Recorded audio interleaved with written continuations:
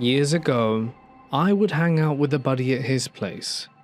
His dad was a construction pro who poured everything he had into the place where they lived, and we would spend hours in that gorgeous apartment-style basement playing PS2 or staging Nerf wars with his scary little brother who tried to seriously injure me on multiple occasions. The basement felt like its own little world, but it was just too quiet and too perfect, almost uncanny, like wandering into one of those backroom creepypasta nightmares, and no matter how many times I was down there, I could never shake the prickly sense that something just wasn't right.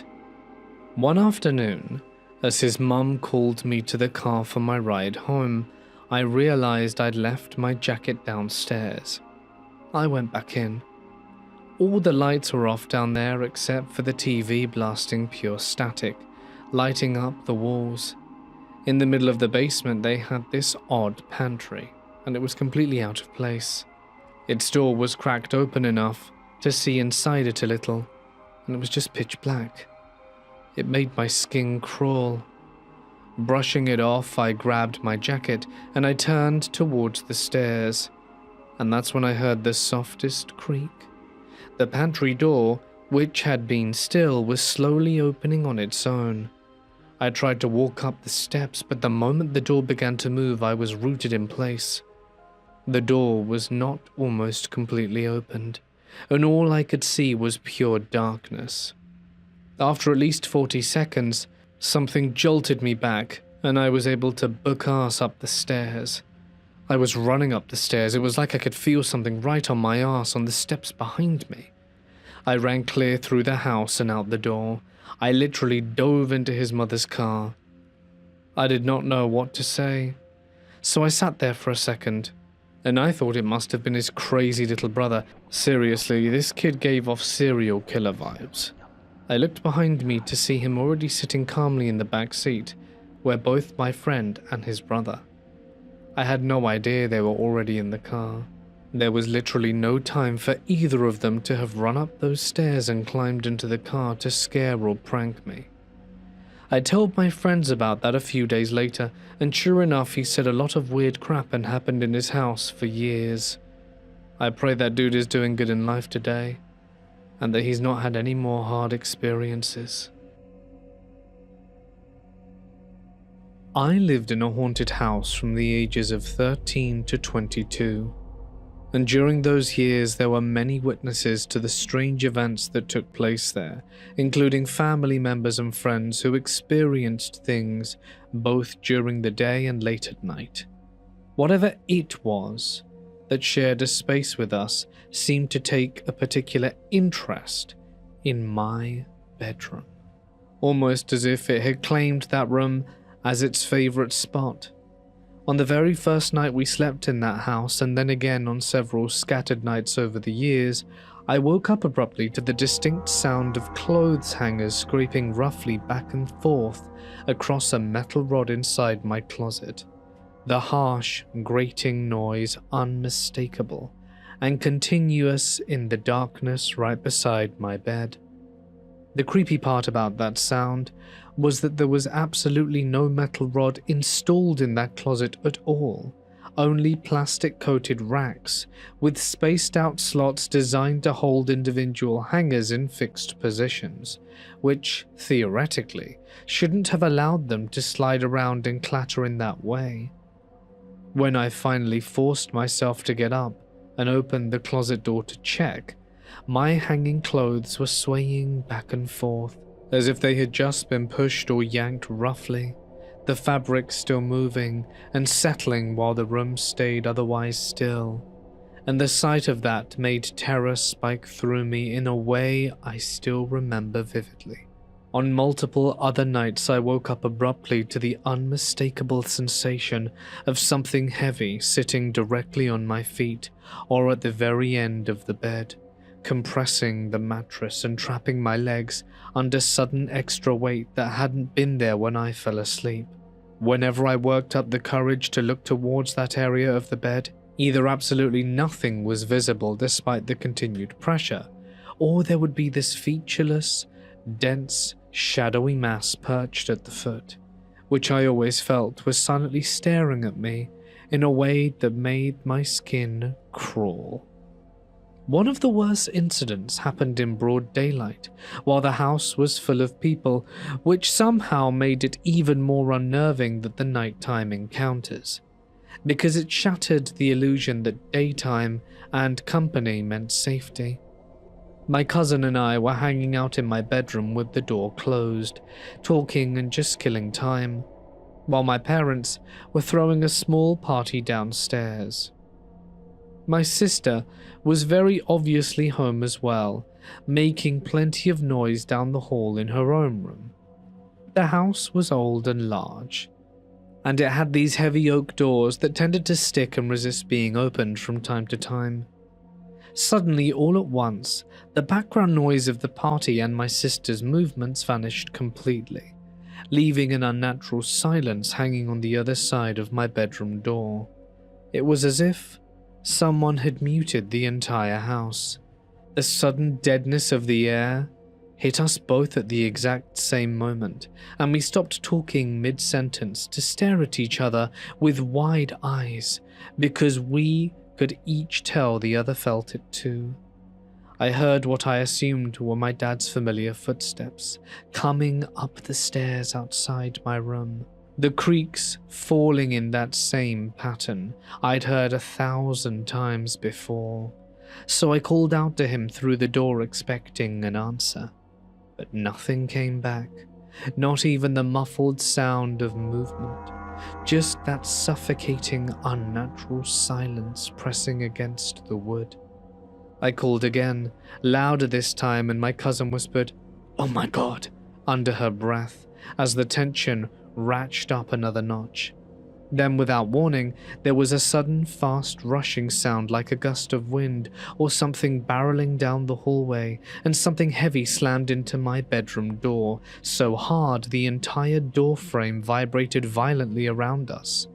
We shrieked at the top of our lungs from pure shock, clutching at each other in panic, and before we could recover from that first impact, it slammed into the door again with such ferocity that a visible line, long, jagged and cracked, split down the center of the thick oak panel, as though the wood itself were being forced apart. We screamed even louder, grabbing each other and crying hysterically. And then, just as suddenly as it had started, the episode ended, and we could once again hear the party downstairs, and my sister moving around down the hall, as if nothing had happened at all. We yelled over and over for our parents and my sister, but apparently no one heard us through the house. So eventually we gathered enough courage to open the door, slip into the hallway, and bolt down the stairs to the party, where everyone looked up in confusion at the sight of us arriving tear-streaked and shaken. None of the adults or other guests had heard any slamming, rushing wind, or screaming, and they seemed genuinely surprised to find us so upset, insisting the last several minutes had been completely ordinary. No one believed our story, especially my sister, since she claimed she hadn't heard anything at all. But the long split down the center of that heavy oak door is still there, as physical evidence even now. I remember hearing and seeing that wood crack in real time under the impact, and although my dad later shrugged it off by saying we simply must have never noticed the crack before that day, my cousin and I both know exactly what happened. And 30 years later, she flatly refuses to even talk about that afternoon or the house at all. My room was not very large at all. Just a typical square space mostly taken up by a dresser standing against one wall, and a bookshelf and a TV stand combo over by the corner. That was when my twin-sized bed sat right in the middle, bisecting the room cleanly, separating the entrance door from the sliding door closet on the far side. I liked having the fan on back then since I was young, and it helped me sleep through the warm nights. I had one of those long extended chains hanging from the light so I could turn off the overhead light easily while keeping the fan spinning steadily above my head without missing a beat. So I was in my room messing around not long before bed that evening, playing like always. That was when I always stayed an active kid growing up. Never anywhere in the house without a trusty toy sword or some toy sword standing close at hand. Tonight was no exception to that habit of mine, carrying through sword grip tight as I moved around the small space carelessly. I do not remember exactly why I swung it that hard, but my sword struck the chain next to the light dead on, sending it whipping up unexpectedly into the air above. Now anyone who's ever accidentally whacked their own chain knows what comes right after without fail. The chain went flying up, wrapping itself endlessly around the light fixture up there, turning off all the lights suddenly in one twist. So in an instant, I stood plunged into total darkness, thick all around me, pressing close from every side. That was when, annoyed, I clambered onto my bed quickly, starting to reach up tentatively with one hand stretching high. I did not want to stick my fingers into the fan blades spinning steadily overhead at all, but needed to get really close just to begin untangling the mess above. I froze solid when I heard a shuffling sound close by, followed by a low groan echoing soft in the stillness with me. It sounded like the closet door sliding open on its own. That was when I kept trying to reach up carefully despite my heart picking up speed, and now the hairs on my arm stood straight on end, prickling cold. The groan of the door finally stopped after dragging along, but what replaced it was a heavy, throaty breathing sound that filled the dark space. So I imagined it, of course, like any kid would in the pitch darkness, since what boy did not have an overactive imagination? All the same, I felt terrified, unable to shake it off easily that night. That was when I gave up untangling the chain halfway through and reached instead for the top, where it fed straight into the light fixture instead. Now the breathing came closer, steadier, my brain supplying louder sounds and horrifying images of whatever crept towards my bed slowly from the closet side. I found the chain end finally and pulled hard, knowing I did it right that time for sure. That was when I heard the click, but the light stayed off and the dark was pressing in. Perhaps I just wanted it so bad in my panic rising fast, so I pulled it again harder and then once again, desperate with no flood of lights banishing my fears away. Surely the chain wound too tight around the fixture to activate properly on the first try. I couldn't wait another second to find out. I was too exposed. I dove off the bed fast, lunging straight for the door handle. That was when I flung it open, letting hallway lights spill in, and I ran across the floor. I whirled around so quickly, toy sword in hand, ready to swing. But nothing stood there waiting in the gloom. That was when the room looked normal enough. A bed, dresser, bookcase with my TV and Xbox perched steadily on top waiting. No monsters hid anywhere in plain sight. I re-entered the room carefully and climbed back onto the bed steadily, with the light feeding in from the corridor, and reached up higher now with the hallway light helping me clear my mind. And then with a loud click overhead, the light turned on, flooding the room in bright light. Once the light had re-entered the room, I told myself it had all been in my head.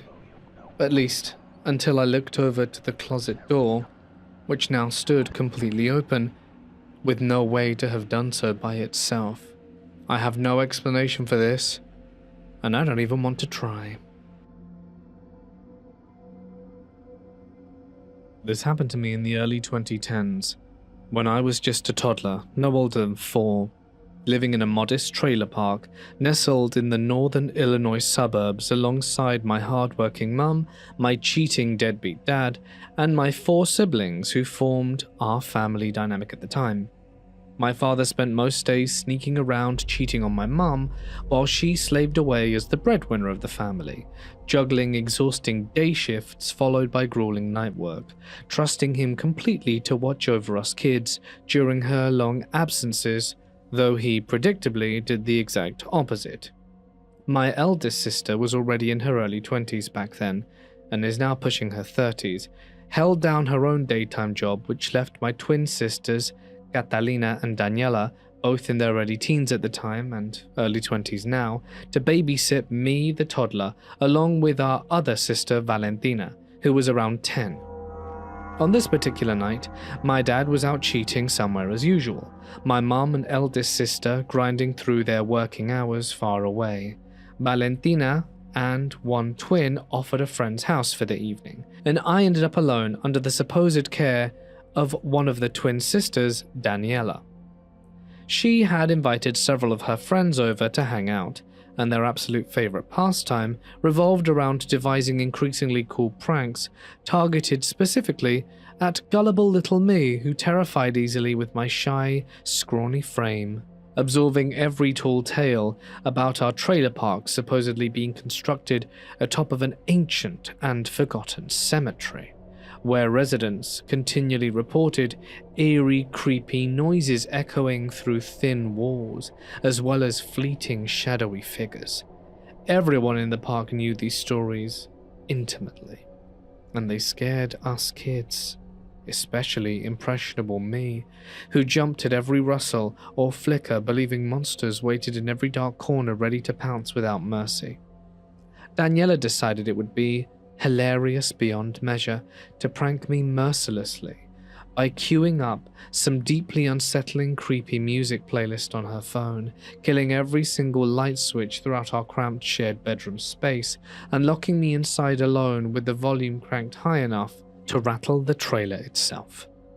She executed the setup flawlessly, while her friends howled with laughter, egging her on, and terrified toddler me immediately dissolved into hysterical crying, begging, and pounding on the flimsy door for release, though they refused outright, and all doubled over giggling at my pathetic, desperate pleas echoing through the room.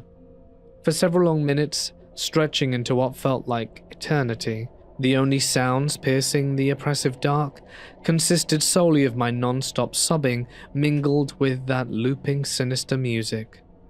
Everything changed dramatically, however, when the phone's creepy music cut out abruptly, plunging the room into total, suffocating silence. I adjusted to the darkness enveloping around me, and suddenly, after roughly 5 minutes of that unnatural quiet, I registered a faint, ominous creak emanating directly from our bedroom closet along the small space. The groan of its door beginning to ease open inch by inch, which should have been proven utterly impossible given how ancient and broken that specific closet door truly operated in our decrepit old trailer.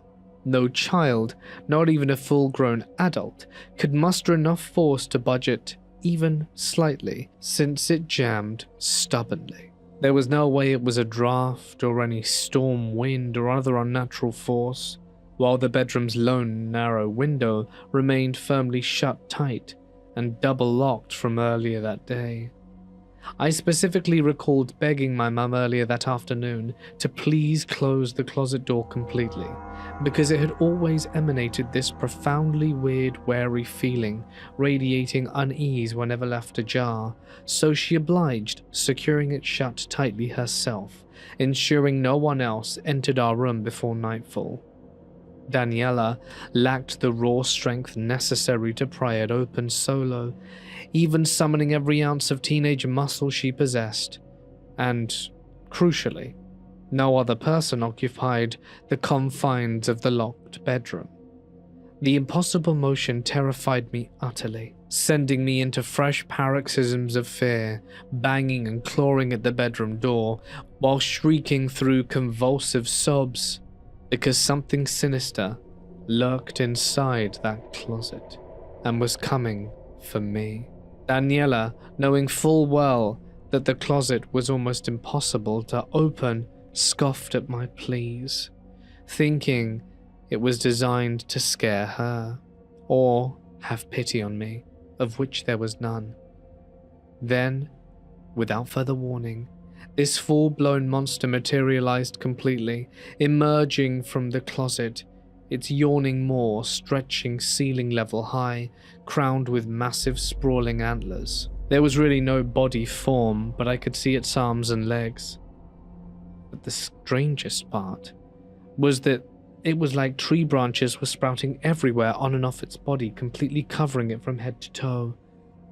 And I could barely see the two tiniest dots where its face would probably be. When I saw it, my heart sank. I was petrified with fear to the point where I could barely move, and I mustered everything I could, panicking, trying to open the door, but the more I tried, the more my sibling and her friends laughed at me. I whipped my head frantically, alternating between the door's mocking wooden grain and the encroaching abomination making its way closer to me. It never truly walked, but loomed directly in my direction, inch by inch. Interminable frozen staring contest, stretching seconds into eternity. Then I squeezed my eyes shut. Then, suddenly, powerful hands yanked me backwards, violently ripping me free from paralysis, and I snapped my eyes open, discovering Daniela clutching the back of my soaked shirt, hauling me bodily through the now swinging bedroom door, having finally grown alarmed at my unnatural, complete silence, following the non-stop shrieking and pleas. She steadied me roughly as I nearly tumbled forwards from leaning so heavily against the door, immediately demanding what the hell happened to me inside to reduce me to such ghostly pallor and trembling. I babbled the entire horrific sequence. Turning on the harsh overhead light revealed our closet door appearing deceptively completely shut, but upon closer inspection, it had actually been opened slightly. I insisted vehemently that this ajar proof validated every word, absolving me of the sin of fabrication. Yet, despite knowing deep down the closet's legendary immovability required superhuman force, she slammed emotional shutters, refusing point blank to entertain anything I'd said. For years afterwards, whenever subsequent paranormal encounters plagued me, turning me repeatedly into wide-eyed witnesses, I defaulted stubbornly to skepticism and gaslighting my senses, thanks to that formative betrayal, until finally confiding the full story to my mum many years later, when her face drained utterly. She revealed that the precise creature I described matched verbatim the nightmare apparition my other twin sister, Catalina, had tearfully confided seeing peeking menacingly through her bedroom window every single night, alongside identical stalkings emerging from her own closet, cracking open during the sleepless nights. Crucially, no one within our family had ever heard my account beforehand, since Daniela and I swore mutual secrecy, shielding her from parental wrath, and assuming no contamination or fabrication opportunities existing whatsoever, making this my mum's first exposure to my testimony. I accused her of fabrication, but she swore that Catalina described the towering antler figure, wreathed entirely in sprouting tree branches, glaring balefully through glass and closet alike, terrorizing her so much she abandoned our shared bedroom entirely, fleeing to the couch or parents' room nightly, until we vacated the cursed trailer park permanently. After which, any traces of the entity vanished. What precisely haunted our closet, targeting specifically me and Catalina with such obsessive demonic fixation? I do not know. A forest demon? A Wendigo? Skinwalker? Or some unimaginable indigenous horror, eternally tied to the land? Mum and I occasionally revisited the trailer park, as we had friends there, and our specific yellow trailer mouldered, perpetually vacant, and abandoned like a plague-stricken ruin, avoided by all neighbors, for reasons they never specified.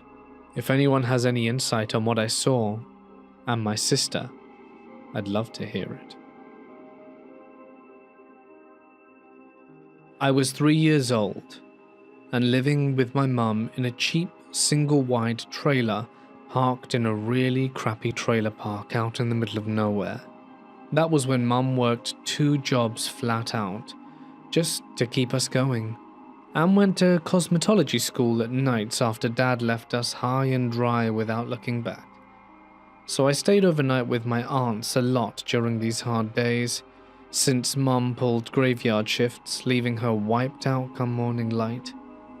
Next, she'd pick me up from my aunt's house around 7 a.m. One day, tired from another long haul, we drove back to our trailer slowly, and I remember immediately not wanting to go inside, begging to ride my bike, but my exhausted mother just wanted to go to sleep. So inside we went, and she lay in bed. I sat up watching Barney for a while, but being the kind of toddler I was, I kept waking her up asking to go outside to ride my bike, which we usually kept in my room because if we left it outside, it would get stolen. I told my mum I didn't want to go play in my room, so I asked to lay with her. While we were laying there, for some reason I told my mum there was someone in my closet and he wanted to hurt me. I have no idea how I knew that. I don't even think I went into my room that day. She got up to show me no one was in there, and when she walked into my room, the folding closet door started to open and got stuck on something. Turns out a previously convicted child molester has skipped bail on a new trial, watched my mum's coming and going for a few days, and broken into her house while she was at work. He took my bike into the closet with him, hoping I would come looking for it when we got home. And the only thing that kept him from jumping out of the closet to attack my mum when she walked in there were the spokes on my bikes getting stuck on the little metal tabs on the bottom of these folding closet doors. Needless to say, we ran like hell out of the house, got into the car and drove away. Unfortunately, the guy got out of the house before the cops showed up. They actually caught the guy a few days later in the same trailer park trying to sell drugs to some teenagers, and it just happened to be the same cop that came to my trailer who caught him. And he admitted to breaking into some trailers. We lived in an old house. Everyone, every roommate, every guest who stayed there more than a week, eventually repeated the same rule: to not shut the closet door all the way. No one ever explained why, just that it was better if it stayed open, so out of habit, we always left it open a crack. One night though, we absent-mindedly pushed it shut without thinking. That was the night everything started. It was around 3:30 a.m. My dog was curled up across the pillow above my head, which she did sometimes when she wanted to be close. I woke up because she suddenly started letting out these distressing little cries. I reached up to touch her, but before I could get my hand to her fur, I heard a very faint rattle, like metal on wood. Still half asleep, I lay there listening, and the sound came again, a short, sharp shake of a doorknob. At first I thought it was the bedroom door, but I couldn't see it from the angle I was lying at, and the dog's soft whining had pinned me in place. I was on my left side, my back facing the closet, and slowly, very slowly, I turned onto my back. The rattling was coming from inches behind me, which was the closet door, the one we had been told not to close. The sound stopped the moment I faced upwards. My dog quieted as well. I didn't sleep much after that. But the second night is when things got truly strange. Almost exactly at the same time, 3:30 a.m., within minutes, my dog again started making those soft, dream noises in the same position, and again through that sleepy haze came the unmistakable metallic shake of a doorknob. The closet door. 2 nights in a row, 2 nights at the same time. But the second night didn't end with rattling. When I rolled onto my back bracing myself, I didn't just hear something. I saw right there in the bedroom door a human-shaped figure. He didn't glow exactly. It was more like the air around him rippled with a distortion. That's honestly the closest description that I can give. He was tall and broad, and I immediately knew who it was. It was Jack, the former owner of the house. Everyone had seen him at one point or another. My roommate once watched him float straight through the dining room, whispering the French children's song Alouette, as if he were humming to himself. Another housemate had seen a shape pass behind the mirror. Someone else heard footsteps pacing the upstairs hallway when they were home alone. But this was different. This wasn't glimpsing in passing. This wasn't a corner of the eye figure. This was face to face. I rubbed my eyes so hard I thought I'd given myself floaters, but he didn't go away. He just stood there, not moving nor fading. It took everything in me to find my voice. When I finally managed it, I whispered out, "Hi, Jack." Immediately, his form dematerialized until the room was empty again, and the closet door stayed perfectly still. Why the door rattled, why it mattered, whether it was shut or not, I never knew. None of us ever received an answer. All we knew was that every person who lived in the house always made a point to never close that door. And after that night, trust me, I never did. I grew up in a small town in Kansas called Atkinson. I learned at a very young age that the paranormal is very real, because when I was about 4 years old, my mum and stepdad rented a house on Kearney Street that came with a not-so-happy house ghost. It centered around a spare bedroom on the main floor that was attached to the dining room, specifically the closet. Since at the time I was an only child, my parents decided to turn that spare room into a playroom and threw all the toddler toys you could think of in it. One bright sunny morning, my uncle had set up a toy tunnel to play with. It was basically a bunch of plastic hoops connected by lengths of multicolor plastic fabric. You probably know the kind. At one end was him, being his usual goofy self, and at the other end were the closet doors. The first few times I wiggled through it, nothing happened. But the more times I went through, the darker the closet got, until the last time when something loud whispered my name. I remember going into the empty closet, seeing that there was nobody there, and having a meltdown. My poor uncle had no idea what the hell was happening. I was also kind of a brat. My mum was a big fan of making me stand in the corner when I misbehaved, and her favorite corner to stick me in, directly across from the playroom. I constantly heard that thing whisper my name or tell me to turn around, but I never did. I'm not entirely sure. I might have been dreaming, but one night I think I saw it. My memory goes like this. All 3 of the bedrooms were upstairs. My parents' room, my room, and my future brother's room. I had just graduated from the crib to a big boy bed, and sometimes rolled out of it onto the hardwood floor. Usually I would just crawl back into bed and go back to sleep, but this time was different. I noticed there was a faint, white, flickering glow coming from the staircase. I, being the curious child I was, went to investigate. As soon as I peeked my little face around the corner so I could see into the dining room, I saw what used to be a woman, glowing white and blue with long wispy hair and a white funeral dress blowing gently in the breeze that wasn't there, floating across the room. As soon as I saw her, I noticed her face was a skull covered in patchy, desiccated skin. She turned to look at me with eyeless sockets and started coming at me. I ran into my room and hid under my bed for the rest of the night, which thankfully passed uneventfully.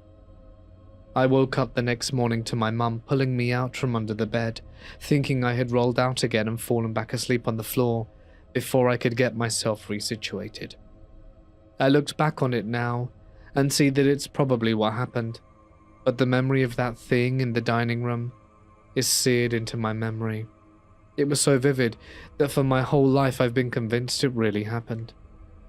Today, the lot where the house stood is just a strange alley that leads from Kearney back to another alley at a T-section. The events I've mentioned took place in '82, and I will carry the memory of them forever, but they were only the beginning of my tale. We closed on a house about a month ago, and since then, we've completely gutted it. The only things inside are some tools, a table, a camping chair, and a refrigerator for water. The AC has been off because of renovations, and the water is shut off too. A few weeks ago, on 2 separate occasions, I heard something fall loud enough to sound like something hit the floor. Both times, I went to look, and both times there was nothing out of place. My boyfriend was with me for both incidents and heard the exact same thing. Since the house is practically empty, it's pretty easy to tell when something has moved or fallen, and nothing had. My boyfriend isn't the type to jump to paranormal explanations, but yesterday he was working alone in the master closet early in the morning. He said he suddenly heard a man talking, like a full conversation, coming from the main room. He went out to check, and of course no one was there. The house is in a rural area, so random visitors or neighbors wandering by aren't likely. He locked the front door and went back to work. Today, I was working in the master closet again, while he was on the opposite side of the wall in the laundry room. I left for about 15 minutes, and while I was gone he said it sounded like someone was inside the closet working. I have one of those big job site fans set up in there, so he thought maybe it had toppled over. When he went to check, the fan was upright, and nothing else in the room could have made the noise he heard. He said he finally spoke out loud, "If you're gonna be in here, you might as well help or pay rent." And after that, everything went completely silent. Something similar happened to me last week when I was alone. I was sitting near the center of the house when I heard scratching coming from the master bedroom/bathroom area. Since we live in a rural area, my first thought was raccoons or rats. I walked into the bedroom and hit the wall that leads to my closet, hoping to scare off whatever was there. As soon as my hand hit the wall, almost like it was responding, a loud bang came from the kitchen. It wasn't delayed, but immediate, like something answered back. I went into the kitchen thinking maybe I had knocked something over, but there's nothing in there except a ladder, and that was still in place. There aren't even cabinets or a sink anymore, just the concrete floor and the open plumbing cutout. It leaves you feeling a little crazy, hearing noises you can't explain in a house that's practically empty. I'm not saying it's a ghost, but every normal explanation feels like it's already been ruled out, with no running water, no AC system making noise, no pets, no pests we could find. The house is 25 years old and built of concrete. So now I'm wondering, is there anything I'm overlooking? What could possibly be causing this? The first house I lived in was extremely haunted. And this is from my mum and sister, as I was only 2 when this was happening. So I would wake up at night and stare at the closet and immediately start crying, but only when it was open. However, when my mum would shut it completely around 4 a.m, I would wake up and start crying. When my mum would wake up, the closet would be wide open. From that same closet, my sister, who was 12 at the time, went to get something from the closet for my mum and saw the shadow of someone swinging from a rope in the back of the closet. My memory of that closet was when I was around 5, my sister was babysitting me, and I was in my mum's room watching TV. I heard a noise coming from the closet, and thought it was my sister trying to prank me, so I hid to scare her when she came out. My poor little 5-year-old brain was not ready to see what truly stayed in that closet. I saw the door creep open, and it was pitch black in there. These long, bony fingers, darker than the closet, reached out to open the door more, and this tall, black mass slowly started to escape it. Mind you, I'm hiding in a pile of blankets 6 to 7 feet from the door, and the only way out of this room is right where this thing is, so I sit there pale as a ghost, watching this thing attempt to get into the hallway. I begin to cry, terrified that if I make a noise, this thing will attack me. Around that time, I heard my sister coming to check on me, and at that moment, I had to warn her, so I screamed at the top of my lungs to get away from her, and it flew back into the closet and slammed the closet with such force, the neighbor thought a car hit the apartment building. This was a few years ago. I purchased my childhood home with my husband. The first couple of years, we had a toxic roommate who would pit us against each other. Over time, he ended up staying in his room all the time, falling into depression. He found a boyfriend and moved out, and I wasted no time in turning the spare room into guest quarters. I started having horrible insomnia, so to allow my husband to sleep undisturbed, I moved into the guest room, and this is where things got dark. I finally found a healthy sleeping pattern that worked for me and was getting real sleep, and that's when the nightmares started. A clown was in the closet, but not just any clown, a demonic, evil, twisted clown. Bear in mind, I'm not afraid of clowns in the slightest.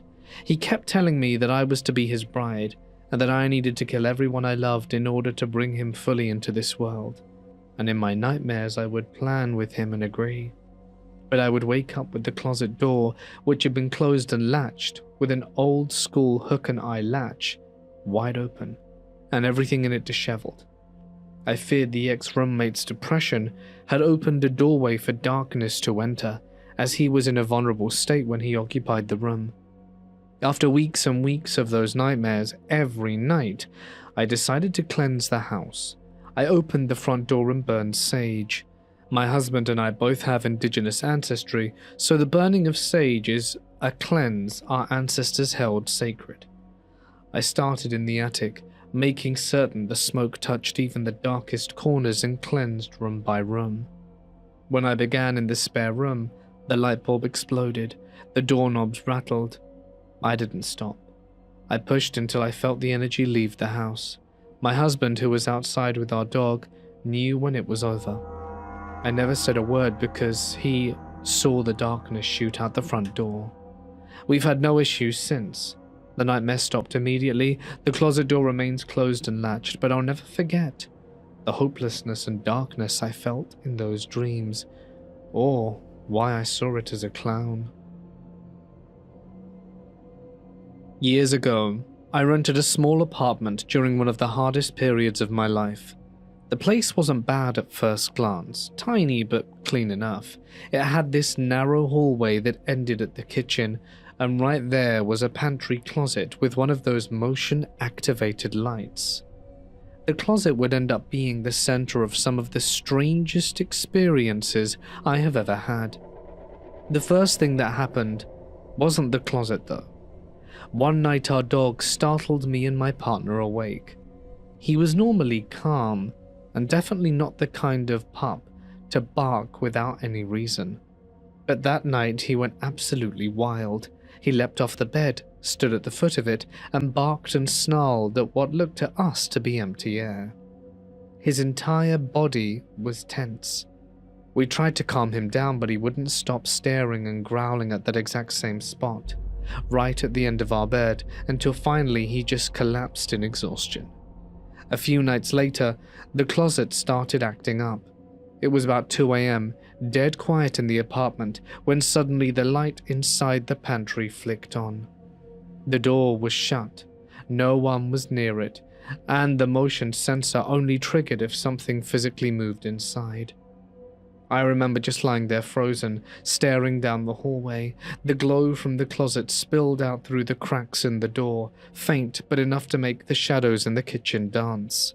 I got up, heart pounding, and forced myself to check. When I opened the door, the pantry was completely empty. The shelves were bare. Nothing inside had shifted or fallen, and I shut the door, went back to bed, and tried to convince myself it was just a faulty sensor. But it didn't stop there. For weeks afterwards, the light would flicker on at random, always between 1 and 3 a.m. Sometimes it would stay on for a long time, other times it would switch off almost immediately. I started dreading that soft click in the dead of night, that faint glow seeping under the door. Once I swear I saw a shadow move across the crack of light, as though something inside shifted when I wasn't looking. It got to the point where I avoided walking past it at night. I'd find myself holding my breath, like if I make a sound, whatever was inside would hear me. I've heard theories about things like this, spirits that drift through, shadows from other places bleeding into ours. I don't know what to believe, but to this day I can still picture the closet door glowing faintly in the dark, and that feeling, like something was just standing on the other side, waiting. A little context at first. My stepmom and I, back then, did not get along very well. That was when my dad divorced her eventually and had a different woman move in with us while we stayed put, getting along great with her right from the start. It was the summer before 8th grade, when the three of us, Dad's first stepmom and I, settled into this 3-bedroom house that looked pretty nice overall from the outside. My best friend and I got really excited about it, since my room became bigger than before with more things to do inside now that I was more spread out. Now, in the corner of the hallway right where my parents' door sat, was always very dark, abnormally dark, and eerie, pressing in heavy. I had to walk past it every time to reach my room or head back to the kitchen. So within the first week of living there, I started hearing scratches in the walls between my room and the office, faint and consistent night after night. Anytime I stayed in the living room, something thudded loud nearby. Now having 2 cats around meant I wasn't so unnerved by this, since they knocked things over playing or jumping high onto shelves often enough. I often ignored those sounds, brushing them off as just feline movement, and wouldn't bat an eye. Well, one night I came home from a school dance, carrying a bright star balloon, and gave it to my stepmom for no reason, just feeling nice. That was when she told me to put it in her room simply, so I carried it down the hall. Next, I tucked it into her closet since both parents had separate ones built in deep. And the 2 of us forgot about it completely after that moment passed. 2 weeks later, she got home from work before I returned from school that afternoon, tired. That was when I walked in, and she confronted me, asking if I'd left the balloon in the hallway in plain sight. So me being confused, with no memory of any balloon at first, I walked into the hallway to check for myself. And there sat the silver balloon, fully inflated in the center of the hallway, still floating. I racked my memory and told her that it came from the school dance weeks ago. And that was when we both knew it was very unlikely, since it had to have passed through 2 closed doors in our AC, and it was too weak to push anything like that around. But we both agreed that it was simple enough, and forgot about the oddity pushing ahead like normal. Cut to a few months later, when my stepmom came up to me suddenly explaining what had just happened in her room alone. That she had just sat there and was doing her makeup when out of the corner of her eye where the closet stood, she thought she saw me lurking there quietly. She said she was not in the mood for messing around right then and turned around quickly to face where I stood. But no one waited there in the empty space staring back at her. So she tried laughing it off as a weird trick of the light. That was when things stayed calm without much stirring up, until after she moved out, and the new stepmom settling in, replacing her. Noises started back up. Faint scratchings and thuds returned like before. I thought nothing of it, since now 2 dogs joined our 2 cats, making double the odd bumps and paw paddings around the house. Mum and I talked about ghosts one evening casually, sharing how she saw them clearly sometimes from past places. That was when, after stories of previous haunted houses, did she drop the bomb about a little girl hiding in her closet watching. So she sometimes moved from parents' rooms to the office or just outside the hallway corner peering out shyly. Mum and Dad advised her never to seek out a spirit since they craved validity, staying real once acknowledged. She told me that the girl was afraid of women but loved my father, and that the girl would just stare at my mum from her corner. I, being a horror movie nerd but skeptic, decided to heed her warning and not do anything and just ignore all the weird. A few months into my mum moving in, she comes into my room late at night. She's shaking and saying that something is wrong with my dad, and she thinks only I can help. I walk in. My dad is just staring at the closet while breathing heavy and crying. And for those obviously unaware, my dad is a very tall and rough man who never cries or shows his fear, so seeing this is immediately alarming. I rush to his side and start calling his name. He doesn't respond and just stares at the closet. I try asking my mum what happened, and she just said that he was trying to sleep, but woke up and started doing this. I wanted to try and get him up and get him out the room. Once he sat on the couch in the living room, he started coming to and asking why he was there and what had happened. He insisted he go back to bed despite our protests. The cycle of him going to bed, then start gasping and crying, then coming into the living room continued till we brought him to the porch outside, where he said he felt clearer, but that it also felt like someone was hugging him like a child. He said he felt the little girl's sadness and that she was calling to him. He again went back into the room and started the cycle, but when he came into the living room, he started getting violent, demanding to go into the room and that she needed him. That she was crying for him. My mother blocked the door into the hallway with a Bible and cross in hand and said he wouldn't pass. My father then said that he would get into that room sooner or later. This was way out of my dad's personality. Anytime my mother would come near him with the Bible and cross, he would tell her to get away, that he didn't want her near him, that he needed to go into the room because that was his room. Eventually he made a deal with us, that if he could talk to the girl, that he would do what we wanted, that all he needed was to talk to her. We begrudgingly let him, and we were told to stay in the living room, and after 5 minutes he came back out completely fine. When we inquired as to what happened and what they talked about, my dad said he promised the girl he wouldn't share it, but he told us what had happened before. He said the little girl's mother was just angry and hateful. This scared my mum and I. We just wanted this to all be over. It was 3 AM at this point, and we were exhausted. When my parents went into their room, nothing else happened. I finally fell asleep after much tossing and turning, and in the morning my father didn't have much memory of anything, mainly just being on the couch and on the porch. I used to have videos, but they got erased. My parents don't really speak about that now. One more big thing happened after that night. So for a bit more context, my father and I used to make it a tradition to go down to a resale shop at our last house and buy these porcelain dolls. They were very beautiful, and we never had any problems with them before. Neither of my stepmoms were a fan of the dolls because they thought they were creepy. So because I didn't have any space in my room, I had to put them in my closet. They all stood up and were very stable, having a stand wired to their backs. These dolls weren't moving and had stayed in that position for months. So I was in my room, settling down for the night.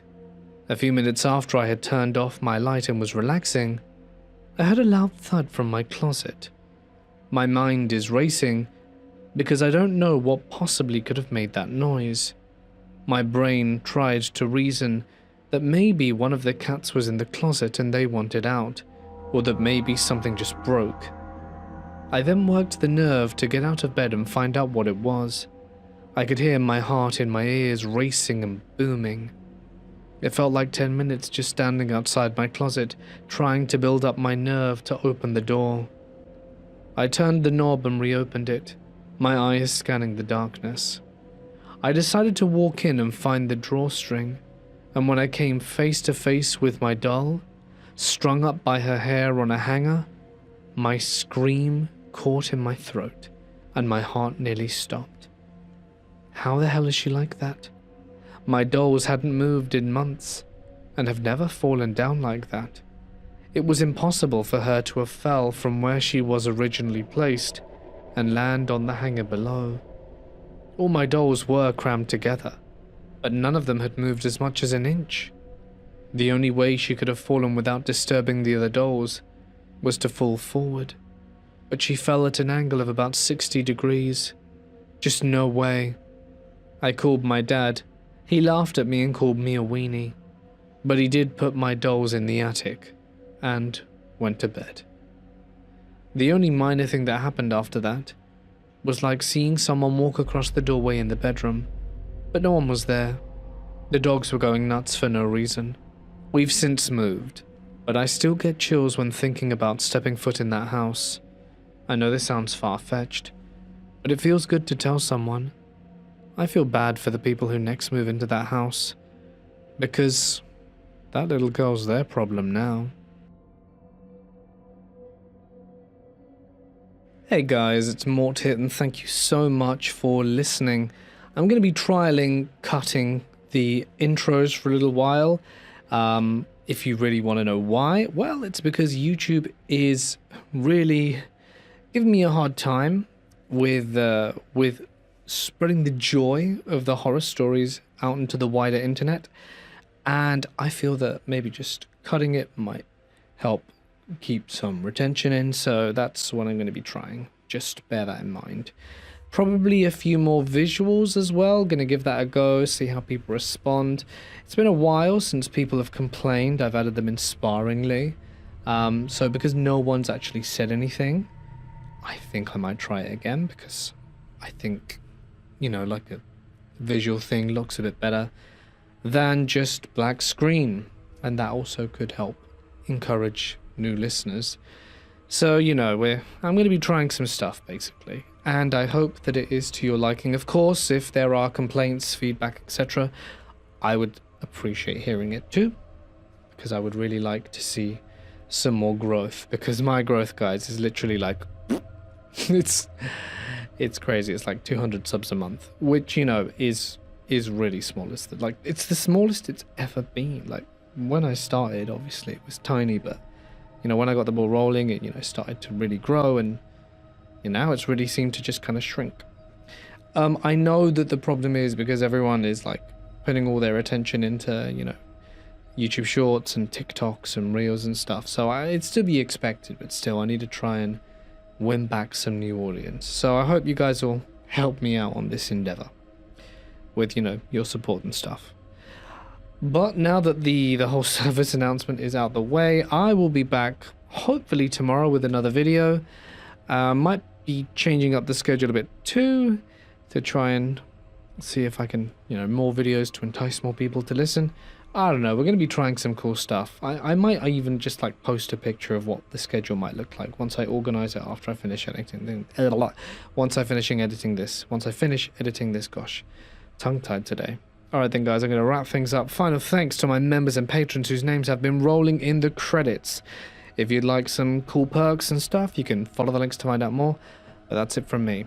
Oh, and if you have your birthday in the next month, please, you know, get it to me quickly, because I'm going to be trying to get my videos done in advance with the new stuff I'm trying. So I would appreciate knowing your birthday if you're a member or patron, just so that I can do that. Alright, cool. Cheers guys, bye! Mortis Media. Good evening all and welcome. A prominent member of our community, Scooby, has recently suffered a truly devastating personal tragedy. I hope you can join me in the comments section wishing her well, and I'd like to let you know, Scooby, that we're all here for you if you need us. And to Maltese Mike, I hope your recovery goes well. But for now, it's time to get comfortable and let the darkness take control.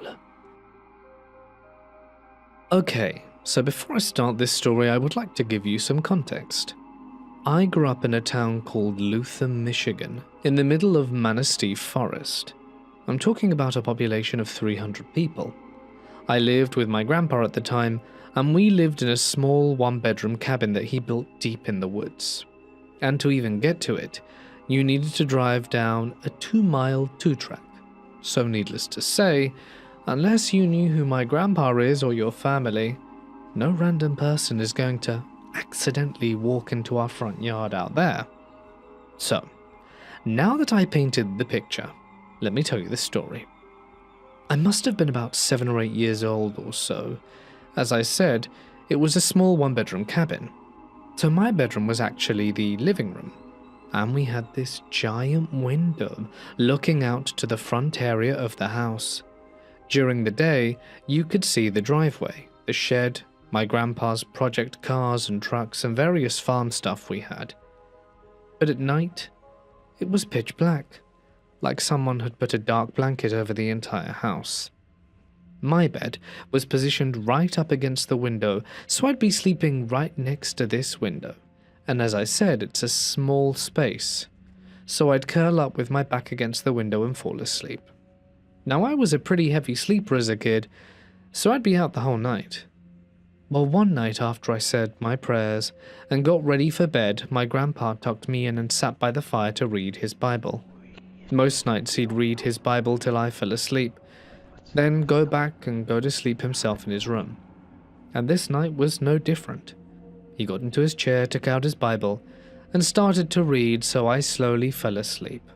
I must have been asleep for maybe 3 or 4 hours when I woke up. My grandpa fell asleep in the chair, and my back was hurting, so I turned around on my other side. So now my face was staring out the window, and as I was just about to close my eyes and go back to bed, I swear I saw a silhouette of what looked like a man standing right outside the window. Keep in mind, it was already pitch black out there, so this means he would have to have been standing inches from the glass.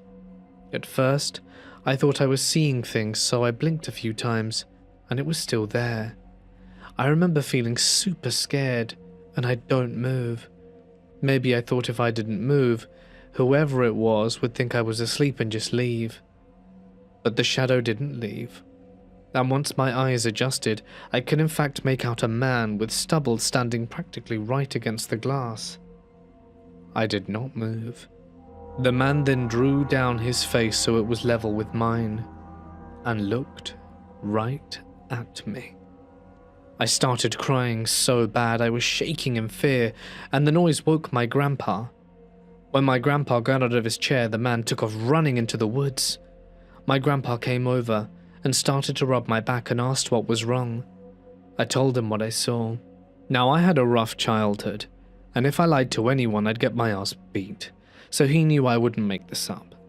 My grandpa turned on the house lights, went into his room, and came out with a shotgun and went outside. He was probably outside for 10 minutes. But I can tell you, those were the longest 10 minutes of my life. He came back, and his face was spooked. My grandpa was a Green Beret in Vietnam. He doesn't scare like that at all. But I can tell you that he looked freaked out. He came over to me and said he'd stay out with me tonight and even let me watch TV all night, which he never let me do. And the whole night he sat facing the front door of the cabin, shotgun in hand. When morning came, the first thing he did was put curtains up all over the walls. Then we went outside. Sure enough, there were footprints in the dirt, leading out into the deep woods. After that, I wasn't allowed to play in the woods alone anymore, and Grandpa moved my bed away from the woods. Now, about a week or so later, my grandpa was watching the news after dinner, and there was a story about a recently escaped prisoner that was found near the Becky Trail outside Luther. The 2 tracks that led to my cabin were the Becky Trail. He was hiding out in a hunting shack about a mile away from where we were. To this day, being left alone in the woods at night scares the ever-loving crap out of me. I'm a 24-year-old woman, and not long ago I went through a divorce that forced me to leave Orlando and move with my 2 young boys to my family's farm, about 18 miles outside of Valdosta, which you can say qualifies as the middle of nowhere. I had never dealt with anything truly frightening before, and at the time, I believed I was stepping into a slower life pace. The house we moved into had been in my family for years, but it was in rough shape, an enormous aging farmhouse with 8 bedrooms and a separate mother-in-law suite. Most of it honestly was untouched and needed serious work. When we first arrived, only 2 rooms were livable, and over the next 9 months we slowly worked through the rest, cleaning, repairing, and trying to make it feel like home. The layout of the house was unusual, built in a wide U-shape with a courtyard in the center, and I chose a bedroom that faced inward towards that enclosed space, thinking it would be the safest spot for me and my boys. One of the first things our neighbor across the street, called Jay, did was help fence in that courtyard so my kids could play without wandering too far. At the time, it felt like a kindness that I would never be able to repay. From the beginning, Jay made himself part of our daily lives, always appearing while he was supposedly tending to his animals across the road, offering help with repairs, tools, or anything else we needed. He came by almost every day, and over time I came to see him as nothing more than a generous, middle-aged neighbor, someone reliable. He refused payment most of the time, brushed off any attempt I made to compensate him, and never once gave me a reason, at least on the surface, to feel uncomfortable, because of how secluded the house was, set far back from the road, with my bedroom window facing that fenced courtyard. I didn't even bother putting up curtains in my bedroom or bathroom. It never crossed my mind that anyone would or could be watching. The first crack in that sense of safety came from something so small I almost ignored it completely. One afternoon, while my son was playing under the carport, Jay pulled into the driveway and looked at my car. And before he even made it over, my oldest casually told me, "I saw him under our window last night." The comment stopped me for a moment, but I brushed it off, assuming he had seen Jay near the property line where the horse pasture was visible from the kitchen window. Later that night, when I asked him about it again, he insisted he had seen someone outside, but I convinced myself there must have been a logical explanation. Looking back, I realized I wanted to believe in the version of Jay that I had already created in my head, so I ignored what didn't fit. Other things happened too, things that felt strange but not alarming enough on their own to trigger real fear. One day I came home and found my favorite candy sitting in the fridge, and my mum mentioned she must have told Jay something about it in passing. Then for weeks I received flowers every Friday from an anonymous sender. I assumed it was either my ex-husband or my boyfriend at the time, but neither of them would admit to it. My boyfriend even joked that maybe it was Jay. But then I laughed it off because the idea seemed ridiculous. One afternoon, I came home from school to find Jay working on my car under my carport while my mum watched the boys. He told me he found the issue with my air suspension and asked if I wanted to see it, so I leaned over the hood to look. As I did, he stepped back, and when I turned around, I noticed he was holding an old flip phone, one of those early models with a camera. I made a joke about how outdated it looked, and he just smiled. Later that evening, my mum told me she thought she saw him take a picture of me in that moment, but I dismissed it immediately, It sounded paranoid, and I wasn't ready to admit that anything was wrong. A few weeks later, everything changed. I was mowing the courtyard, trying to get it under control after it had grown wild, and as I passed near my bedroom window, I noticed something that made my stomach drop instantly. Sitting just outside the windows and beneath my bathroom window were cinder blocks that hadn't been there before, positioned perfectly like steps. I can't explain how I knew in that exact moment, but something inside me changed forever, and every excuse that I had made for Jay over the past few months collapsed in on themselves. I called my friend and neighbor Josh, who came over immediately. When he saw the blocks, he didn't hesitate. He ran home, grabbed a deer cam, and mounted it to a tree facing my windows. It was still daylight, around 3 in the afternoon, but neither of us felt right about waiting. That night, just after 6, I got home with my boys and started unloading the car, when suddenly I realized someone was standing behind me. I turned, startled, and saw Jay. He smiled casually and said he didn't mean to scare me, then mentioned he heard my mom was out of town. I knew he already knew that. Small town and social media made sure of it, but hearing him say it out loud made my skin crawl. He told me to call him if I needed anything, especially if I got scared. I nodded, trying to stay calm, and got the boys inside. Later that night, after the kids had fallen asleep in my bed, I went into my mum's room to watch TV and decompress, texting my ex about the boys and a show that I had missed. At exactly 9:02 p.m, Josh called me.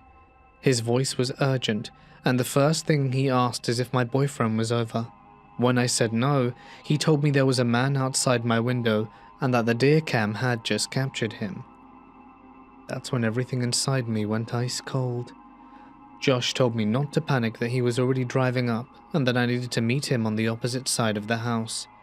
I hung up, forced myself to move as quietly as possible, and walked to my bedroom where my boys were sleeping, and gently scooped them up. The moment I stepped back into the hallway, I ran. I didn't look back. I just ran through the house and out the other side until I reached his truck, and we stayed there until the police arrived. The camera had captured images from 9:02, 9:22 and 9:30. He had been standing outside my window for nearly half an hour waiting. Behind the house stretched a massive produce field with a narrow tractor path leading in and out, and when officers searched the area, they found evidence of where he had been parking, but of course he was already gone. I showed them the photos and identified Jay. He was arrested at 2 in the morning. When they searched his phone, they found 9 months worth of pictures, hundreds of them, of me. Mowing, playing with kids, standing in my kitchen, inside my bathroom, even sleeping. Moments I didn't know anyone was watching. Moments that were supposed to be private. The image that stayed with me the most was one taken while I was bent over the hood of my car. He hadn't been helping me. He had been perving. After he was arrested, things got even worse. Within a week, he was released on bail, and not long after that, he walked into the post office where my mum worked and calmly told her he had found my dog, Ollie, dead, shot in the head, and that he had already buried him for me. That way he said it so casually, almost like he expected gratitude. Ollie had loved him. Jay had spent months gaining his trust, bringing treats and leftovers, even carrying him around and talking to him, taking him along when he went to feed the animals. Ollie would run up to him, jump into his arms without hesitation. Thinking about that now and how my dog must have felt in those final moments, confused and trusting, makes me feel sick. The police searched his property and found where he had buried him, covered carefully with concrete and a rock. He was charged again, this time with animal cruelty on top of everything else.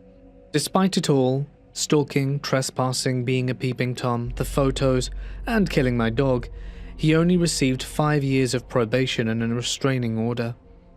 But in a small town, word spread fast, and while the community shunned him, shaming him and cutting him off, even forcing him to avoid local places. None of that changed the fact he still lived across the street. I stayed there for 3 more months, surrounded by friends who took turns sleeping at the house and who bought me protection and made sure I knew how to use it. But honestly, the feeling of being watched never went away. It got to the point where I just packed up and left and moved to Fort Walton Beach, putting as much distance between myself and that place as I could. Even now, what haunts me the most isn't what he did. It's how easily he became someone I trusted and how normal he seemed while he was quietly invading every aspect of my life. I can't help but wonder, how many things did he see? How much of me that I didn't want to share with the world did he steal from me without my consent? To quote the children, it gives me the ick, and I never want to go back.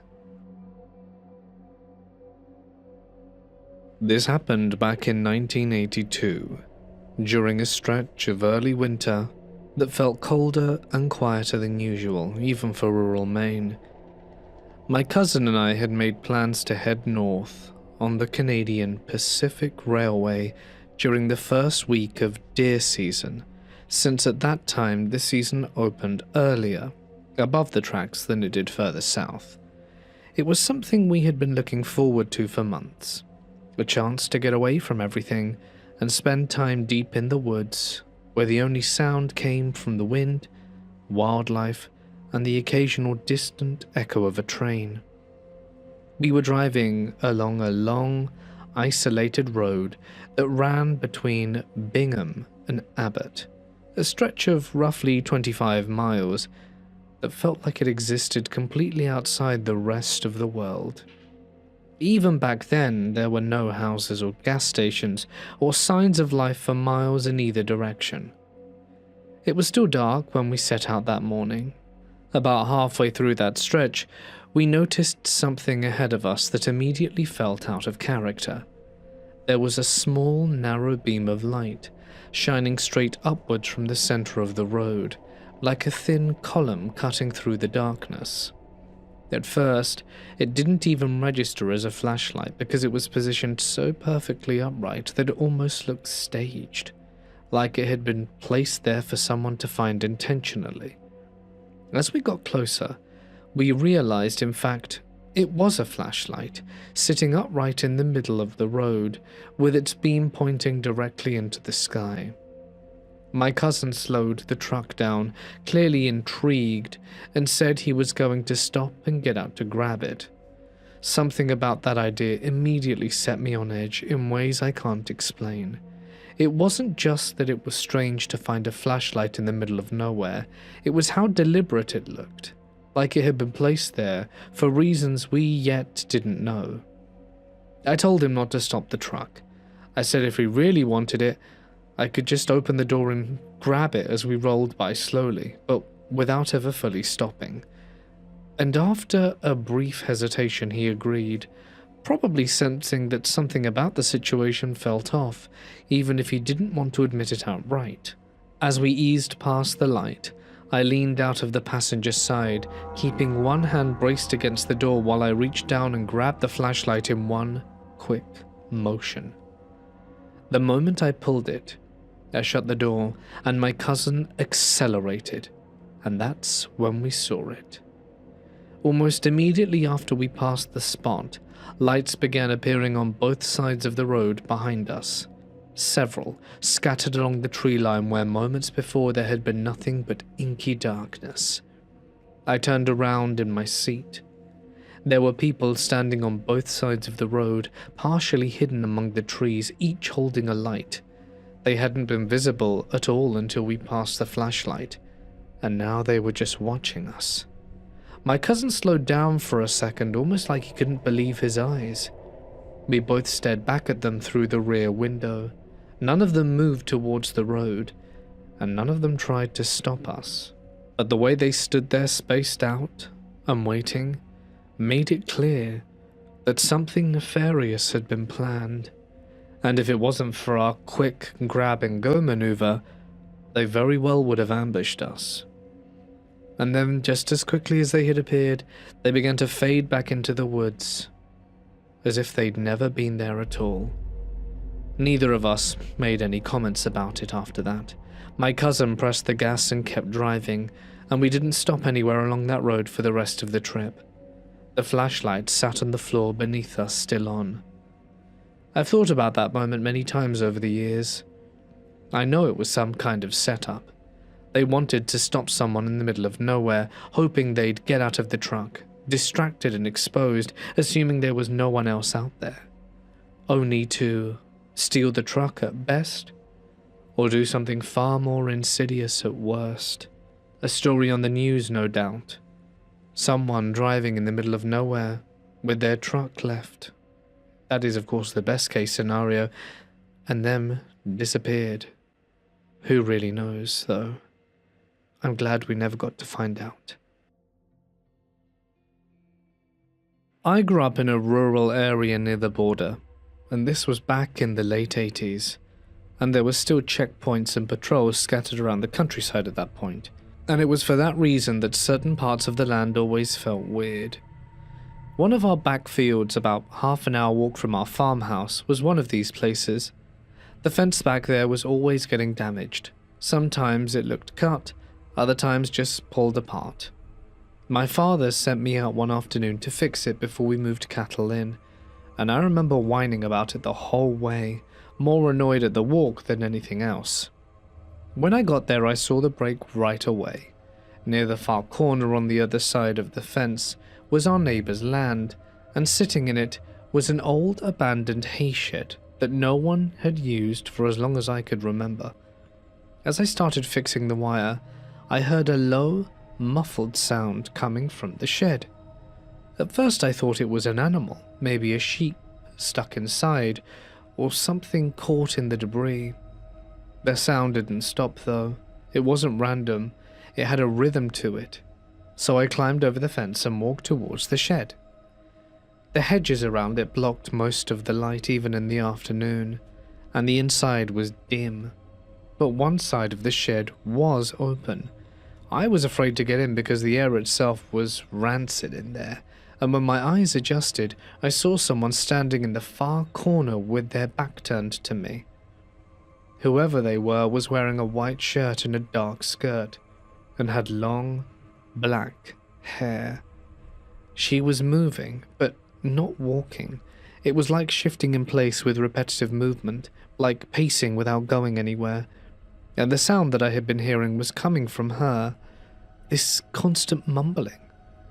I froze on the spot. I felt like I shouldn't have seen this. I had stepped into something I wasn't meant to witness. But I didn't say anything. I was transfixed staring at her. Then the mumbling stopped, and the movement, and I don't know how to explain it, but at that moment, she was aware of me. I turned and ran. I don't remember climbing the fence, just being on the other side and running all the way back to the farmhouse. My father didn't believe me at first and said it was my imagination and that I'd worked myself up over nothing. But I must have been shaken, or at least looked it, because after a while he agreed to come back with me. He brought a flashlight and a hammer, and we walked all the way back up. Of course, at this point the shed was empty, with no sign of anyone ever being there. But when my father shone the light across the dirt floor, we both saw the marks, and they weren't footprints. No, hoof prints.